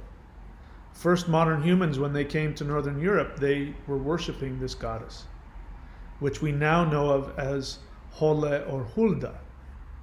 But her original name was Hul. You hear it in the word Kali.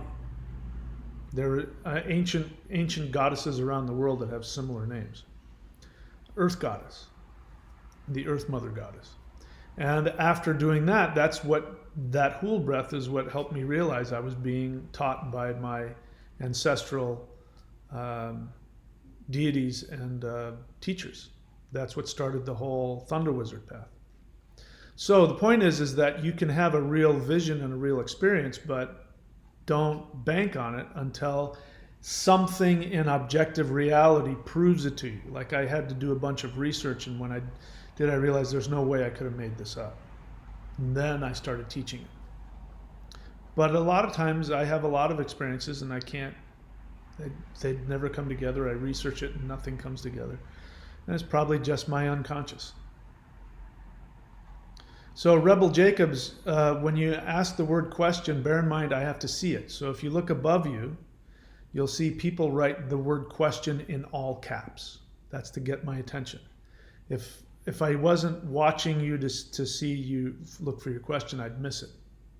So this is why, again, paying attention and putting effort. I say very clearly, write the word question in all caps. I do that for a reason, so that I won't miss your question. You say, question, after enlightenment, do you go on to higher dimensions? I've seen some, but I'm not sure how it fits into what you're saying. Well, first off, how do you know that you've seen them? Maybe you have, maybe you haven't. How is it practically making this life better? The assumption in your question is that you want to get to another level. You've already said that. Now I'm going to make a prediction.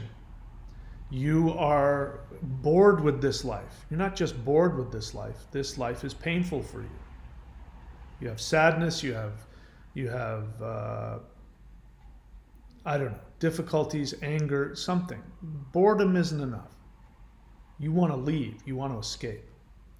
You were incarnated to have an out-of-body experience for your soul. This is a virtual reality. I live in rainforests. I live in that, where is that what was that movie? The Avatar movie, you know, that jungle with all the, I live there. I'm here in Australia, in Queensland, you know, where we've got rainforest and crazy birds and parrots and beautiful beaches. This is the alternate experience. This is the higher dimension. You have an experience here in this life that will be a higher dimension. You're not supposed to be spending your time trying to get out and go to other dimensions. Your desire to end this life, become enlightened, and go to another dimension is going to keep you in physical life until you get it. So I know you think you're being spiritual. I know you think that's a spiritual thing to do. It's not. You're actually working against yourself. I'm not trying to tell you you can't have shamanic visions and go visit other things. You need, you know, shamanic journeys were always designed for one purpose, to make this life better. The first shamans, because they were hunter-gatherers 20, 30,000 years ago, needed to find food or they would starve. They needed to find shelter or they would freeze to death. They didn't have maps, they didn't have GPS. So they had shamans who learned through hard discipline and worked really, really hard to figure out and break through, and they learned how to have shamanic journeys. And they would travel out of the body and they would find, oh, the gazelles are on the other side of that hill, or a day in a direction in that, you know, let's walk a day in that direction and we'll find water. It made this life better. It's not just about entertainment. You say you're bored. That's not a good enough reason. You won't accomplish anything. More than likely, doing something based of boredom is going to get you lost in your own unconscious fantasies, which is the majority of spiritual stuff on YouTube. People who talk about spiritual, it's their unconscious fantasies, their ego, their narcissism, or at best, just some fantasy they've made up. This stuff here is about, if you want to get this power, you must become absolutely real in this three-dimensional reality, or you won't get that power. So I just, you know, you're new to the channel, so I want to help you understand what this is about. If you're looking for some place to go so that because you're bored and you want entertainment, I'm not going to be able to help you. If you want to be able to travel to other dimensions, we do that here, but you're going to have to go through this. You're going to have to get real. And it's not going to necessarily be pleasant. It might be absolutely blissfully pleasant, but what if you could be blissfully, magnificently, just full of orgasmic bliss in this life?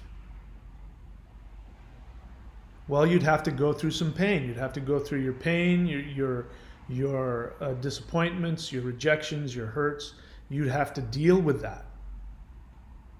So I want to encourage you to change the way that you think about what you think spirituality is. It's about being in this body, in this time, in this life. And I'm here to tell you that when you can connect this body, which is your vehicle, you know, the movie Avatar is a great example. Go watch it again. Those people, when they get into that other body to be able to handle that other, you know, that planet, that's exactly what being human is. You've avatared into this body so you can play around in this crazy, beautiful world. You don't like where you live in the, you know, in the city somewhere. Sorry, I'm on the other side of the world. It's getting cold. We're heading into fall, so I have to bundle up. You want to go, you don't like where you live, then move. You don't have the money, do whatever the hell it takes to make yourself happy.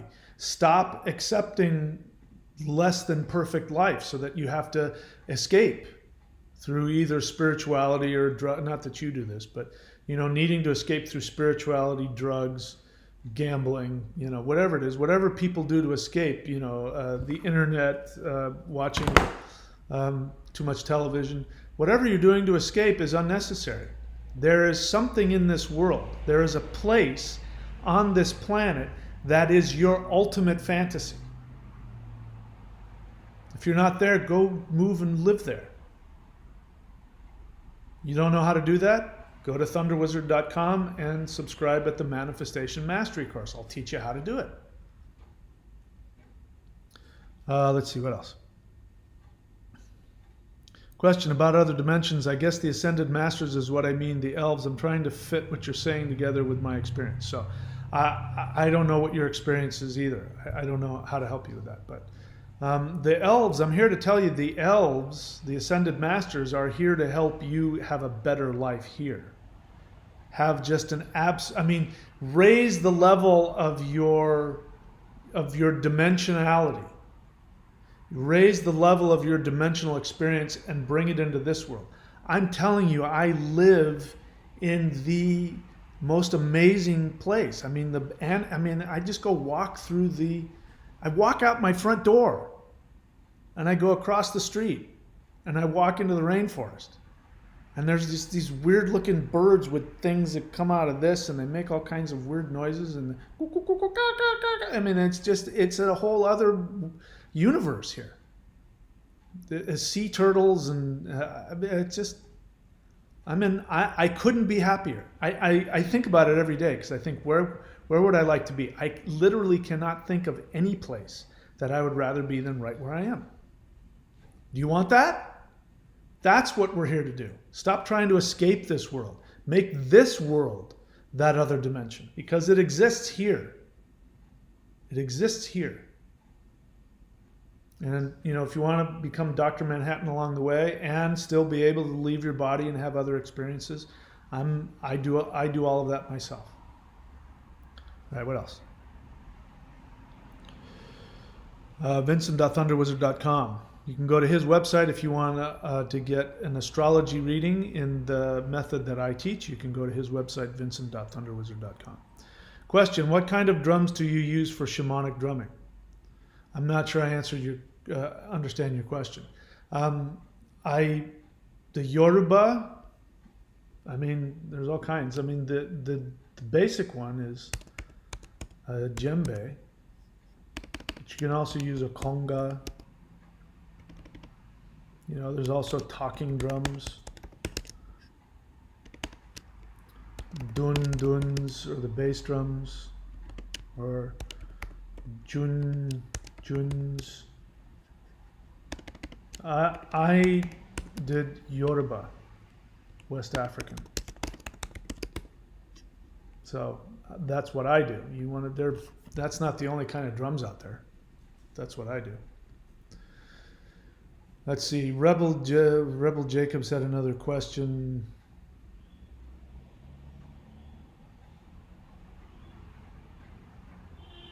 So Rebel Jacobs, I normally don't respond to just things, but so you're probably not going to like what I'm saying. So if this isn't the right channel for you, I understand. You say, my experience is all dreams, happen on the astral plane. We float around unconsciously, but we're still in the universal unconscious. You don't know that any of that is true. You're making that assumption. You've had that experience, but you don't know that that's true. Because you're not able to verify it in physical reality. I'm trying to tell you, shamans, when they travel shamanically out of the body, they can verify in physical reality what they experienced, and their verification will have benefit to themselves and to other people. So if you're traveling around on the astral plane and you have an experience and you come back and you can't take that experience and translate it into practical everyday living, like how to live better, be healthier, where you should move, where to find money, what job to do, how to help others, how to find somebody, find healing. If you're not, realize that shamanism, which you're calling astral travel, which is shamanism was always about bringing messages and reality and skills and understanding to people around you, because if you didn't, they would die. The information you bring back is absolutely essential for people's survival. The whole breath, I talked about that. That is essential for my survival, and it is saving people's lives. People who do it are healing themselves of physical pain, emotional, psychological, spiritual pain. That's a shamanic experience. Now, I don't know what you're talking about, but if I understand you correctly, what you're talking about is you're fantasizing.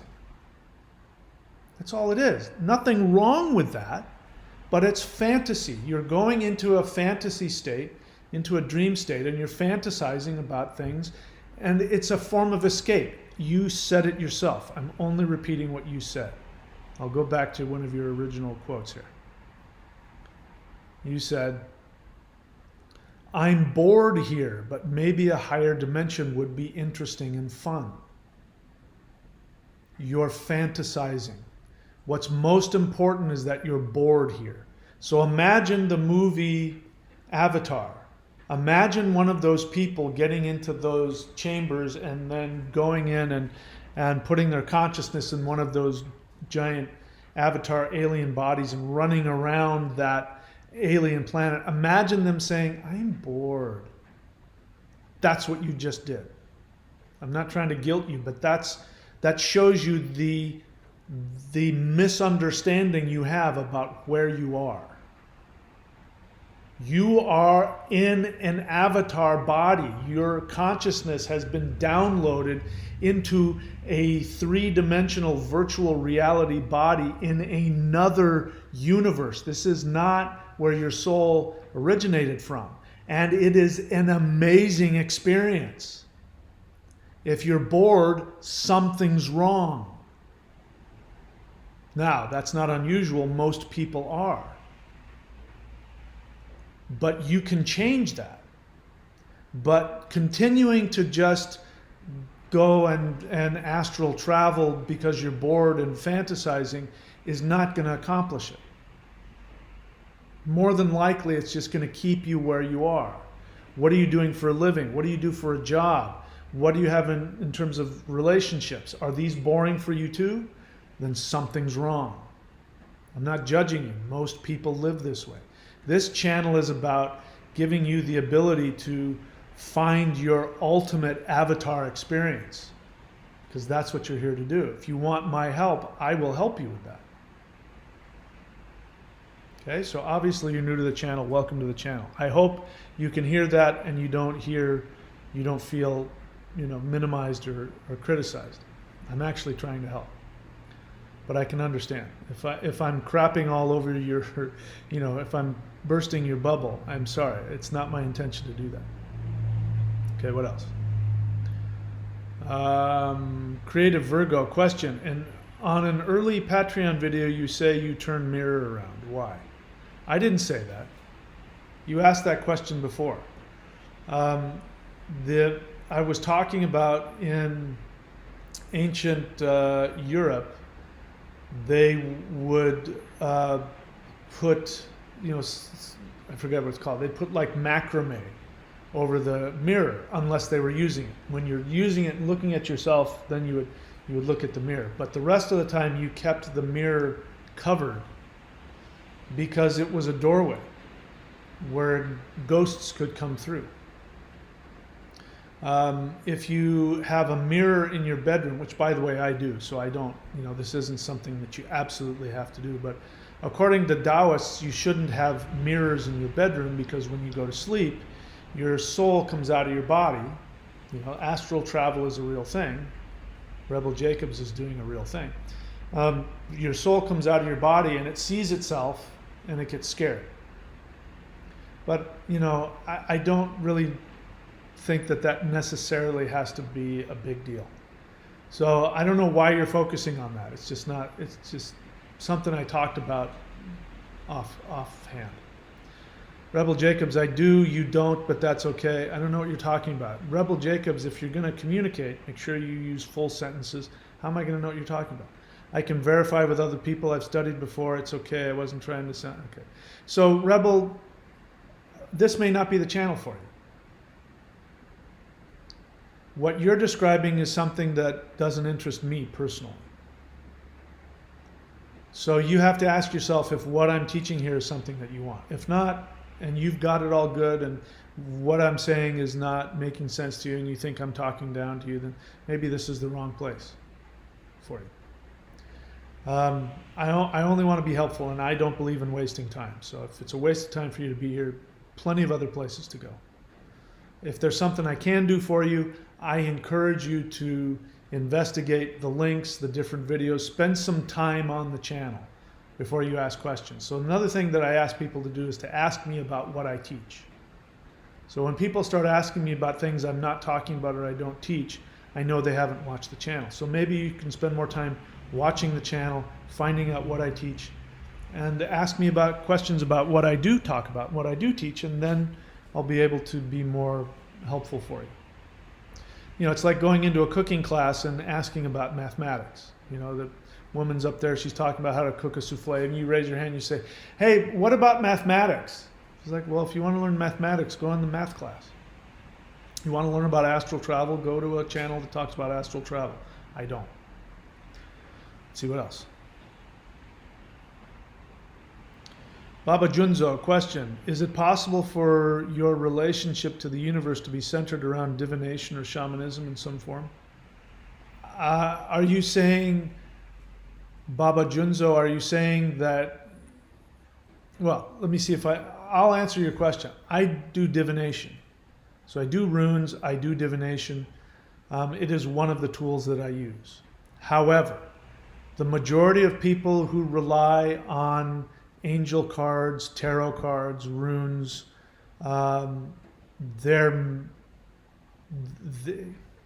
you're running a risk. It's the same thing with astral travel. You're running a risk that you're just going to get wrapped up in your own fantasy world.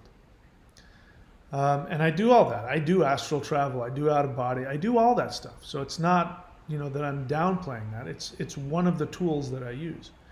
But let's talk about rune divination, for example, which would be the same as tarot or angel cards or anything else.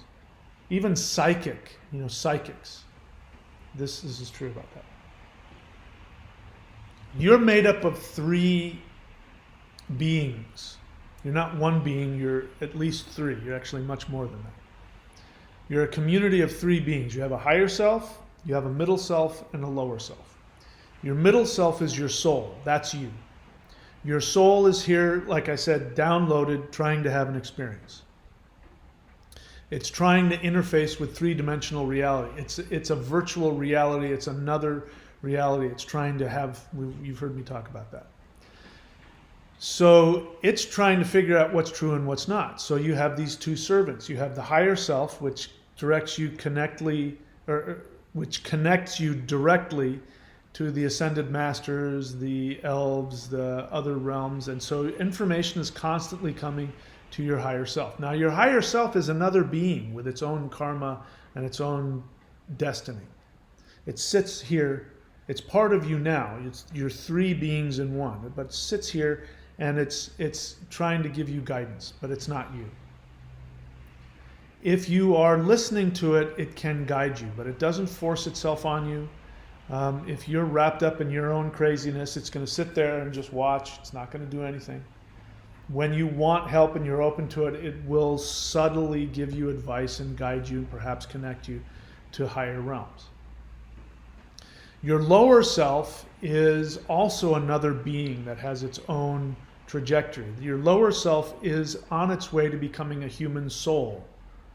Who knows how long it will take? It's a nature spirit. When you die, your lower self, which is all of your memories, all of your psyche, which is Rebel Jacobs may not like hearing this, but there's a good chance when she's having an astral travel, she's just traveling to her lower self. Not necessarily leaving her body. Maybe she is, maybe she isn't. I don't know. But most of the time, people who are into astral travel, that's really all that's happening. So it's a real experience, but it's just, you're walking around inside your lower self. So your lower self is a being that when you die, it goes off and becomes earth spirit. Before it becomes an earth spirit, it can be a ghost. If you die with unresolved psychological issues, you die violently, you commit suicide, your lower self gets squished out onto the material plane and it's a ghost.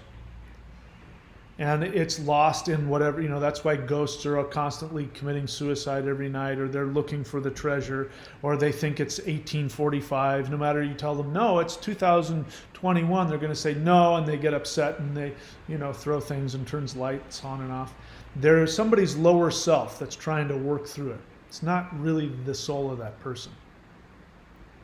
So you have these two things, and then you have your soul.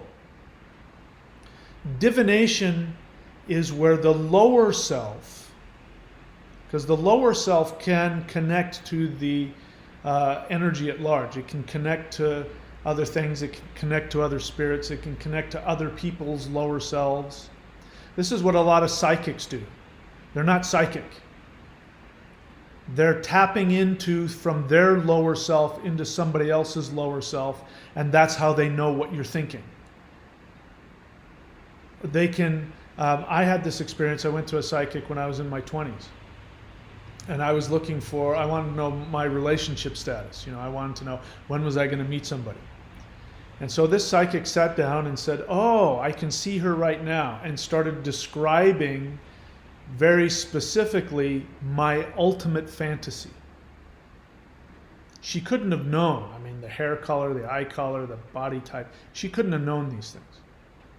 So she wrote down and said, this is who you're going to meet. And then she says, you're going to meet her within the next 3 weeks. I guarantee it.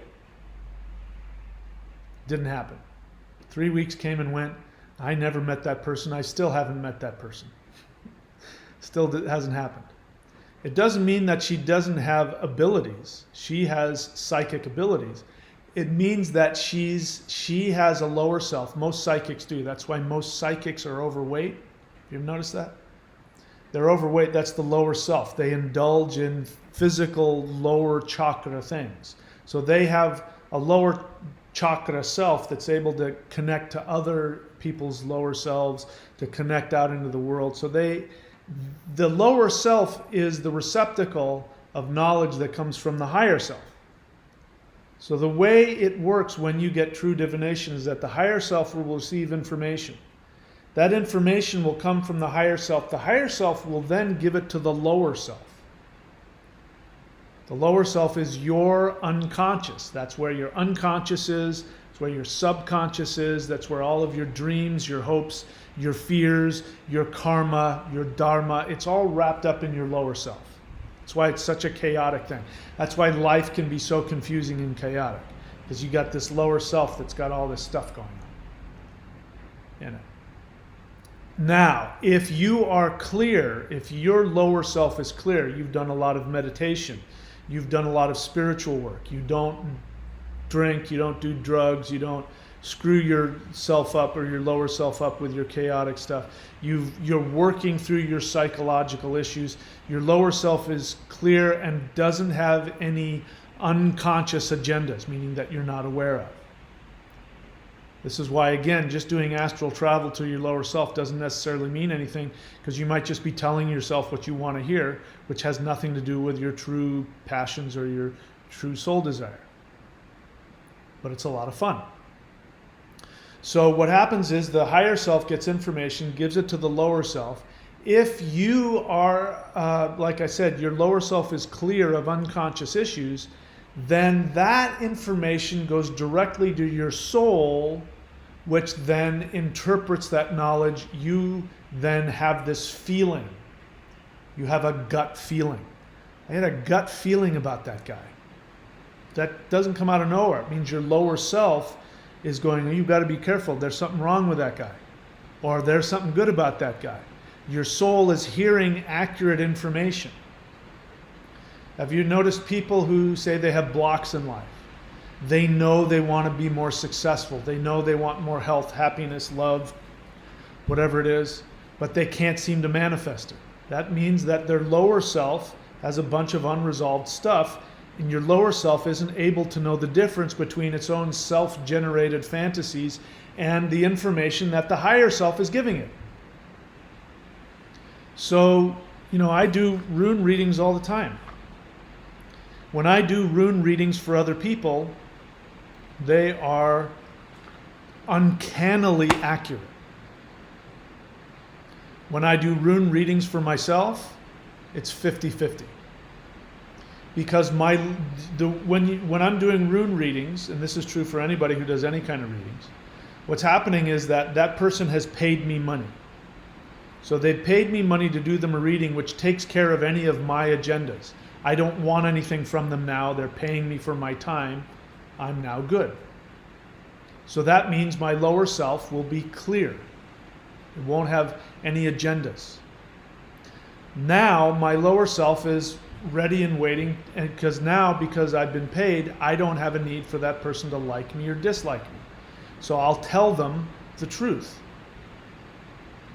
So my lower self is now open and ready. I put out the runes. My higher self will connect with their higher selves, and then my higher self will then connect to my lower self. When I'm shuffling the cards, my fingers will unconsciously pull out the cards or shuffle the cards in the way that will put down the runes that their higher self needs to hear.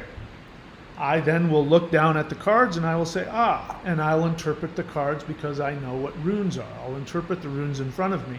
I won't have any idea of what the hell I'm talking about. I might get a feeling, the feeling I'm getting is, but I won't really know where the hell it's coming from because I don't know them and I have no agendas. Now, when I do a reading for myself, I have an agenda. If I do a reading and I want to know what's going to happen in 8 months when my visa's up, and is COVID over, and will they open up the borders, and can I stay in Australia? And I do a reading about what's going to happen with my visa in 8 months, I can't have any guarantee of what's coming out. Because what's coming out could very well be my own unconscious agenda. I have an agenda. I want to stay here. So I might manifest, my fingers will find the right cards that will tell me exactly what I want to hear. I did this just yesterday. There was a girl I was thinking of going out on a date with, and I did a rune reading on it, and the rune reading said that she was going to be the perfect one. I did some research on her and found out, oh my God, she's a nutbag.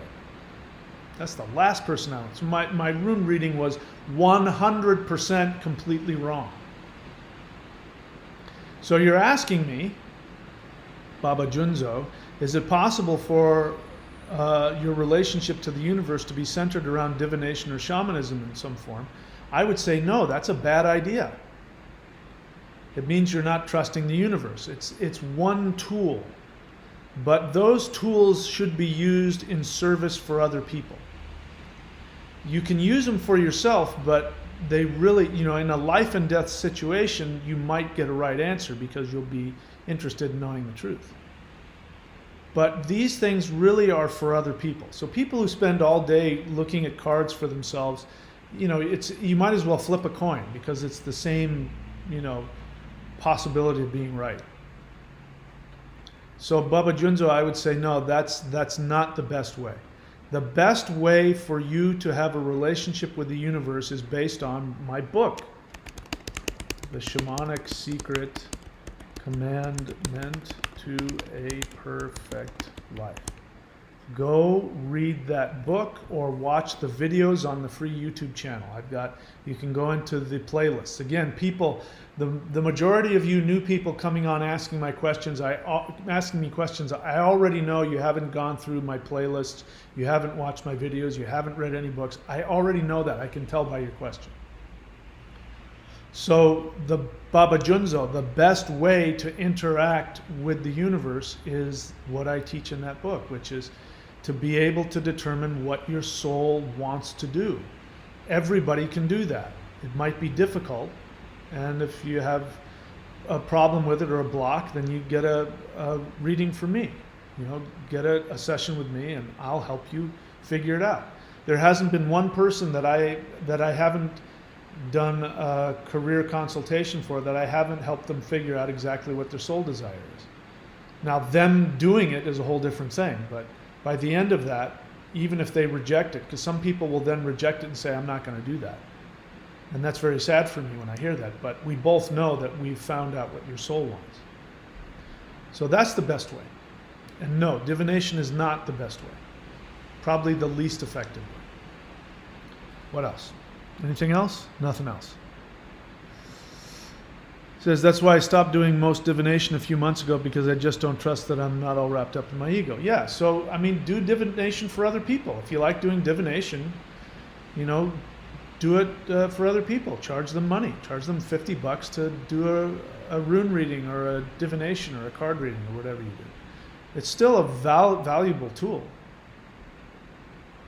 And it will help you give you psychic powers. It'll help you work with your psychic abilities. But this is what I was trying to tell Rebel Jacobs. These spiritual practices have never, ever been designed for personal entertainment, ever. They are powers and tools that were developed out of serious commitment to changing this reality. Zero to do with escaping and going someplace else and entertaining yourself. Again, I got nothing against it. I like entertainment as much as the next person. But spiritual tools and spiritual practices were for your survival in this life and for other people's survival, to help other people live their life better. And if you aren't doing that, then at best, you're entertaining yourself. More than likely, it's masturbation. It's fun, but it doesn't really accomplish anything for anybody. It's just, you got nothing better to do. And that's all it is. So, I'm not trying to badmouth it, but this is modern New Age spirituality versus traditional spiritual practices, and they sort of mirror each other. But that's, your commitment has to be to your highest evolution in this life, to understand reality, to know and become conscious of all of your thoughts, feelings, and motivations, to be here to empower your life, and when you do that, to empower other people's lives. That's what this is about. Anything else? Fill in the blank. All right. Well, that was Ricky Green that said that's why I stopped doing most divination, not Baba Junza. All right, I don't have any other questions here. Somebody threw down $50. Ricky Green, thank you, I appreciate that. What else? Anything else? All right, so again, my apologies if I've pushed anybody's buttons or hurt their feelings. Sorry. I'm telling you the truth the best I know it. My experience is if you follow my directions to the letter, again, let's go over what this video was about. Number one, you have to have an accurate understanding of who you are, your purpose, and your relationship to the universe. Number two, pay attention, which includes becoming conscious of all of your thoughts, feelings, motivations, desires, both selfish and unselfish. Number three, put effort, which means discipline. You've got to put the time in. When things get difficult, frightening, scary, you can't give up. Your life depends on it. Literally, it could kill you if you don't stay committed to your own happiness. I've seen it happen. What do you think cancer is? What do you think, heart disease? It's self-directed negativity that finally kills somebody. Your life depends on you fulfilling your greatest happiness. No pressure. I am here to help you do that. And this channel and all of these video links and everything I give you is designed to help you do that. And I have to say something. I'm only interested in working with people who are willing to die to get what they want. I'm only interested in working with people who are all in. It's all or nothing. Those are the people I want to work with. Because eventually, especially if you become my apprentice, if you become my apprentice, at some point, I guarantee you, it will become too much for you. It will become too frightening, too painful. You'll be too sad. The changes that will come, you'll have to quit the job, divorce the person. I'm not wishing that on anybody. You know, you'll have to do something that you don't want to do because you've been doing it for the wrong reasons. And you're going to have to go in a direction that feels like it's killing you. And if you're not willing to do whatever the hell it takes to make your life your ultimate fantasy, I can't help you. And I respect you enough. I am not going to co-sign your narcissism or your bullshit. I won't do it. I don't need you to love me, like me, respect me, or follow me. I don't need anything from you. That's how you know I'm somebody you can trust, because I'm going to tell you what you don't want to hear. And I will support you and accept you no matter how damaged or broken or hurt or embarrassed you are. I will never reject you for that. I will only reject you, and I very rarely do it. But the only time that I reject a student is when they won't give me their all. When they won't put everything into what they're doing. At some point I will say, I can't help you anymore. And so that's what this channel is about. I put Dr. Manhattan up here for a reason, because that's what you're going to experience. I get excited about that. You don't have to. There's a path for everybody. I'm not everybody's teacher. But if you want that experience and you're excited about it, and you want somebody who has the balls to stand with you while you get torn apart, that's what I'm here to help you do. That's what this channel is about, and that's what everything I teach is about, free or otherwise. So thank you for coming on. Thank you for asking your questions. And I wish you all the best. Be safe. Take care of yourself. And I will see you all when I see you. Let's see, where am I going here? Let's turn this up. All right, I'll see you guys later.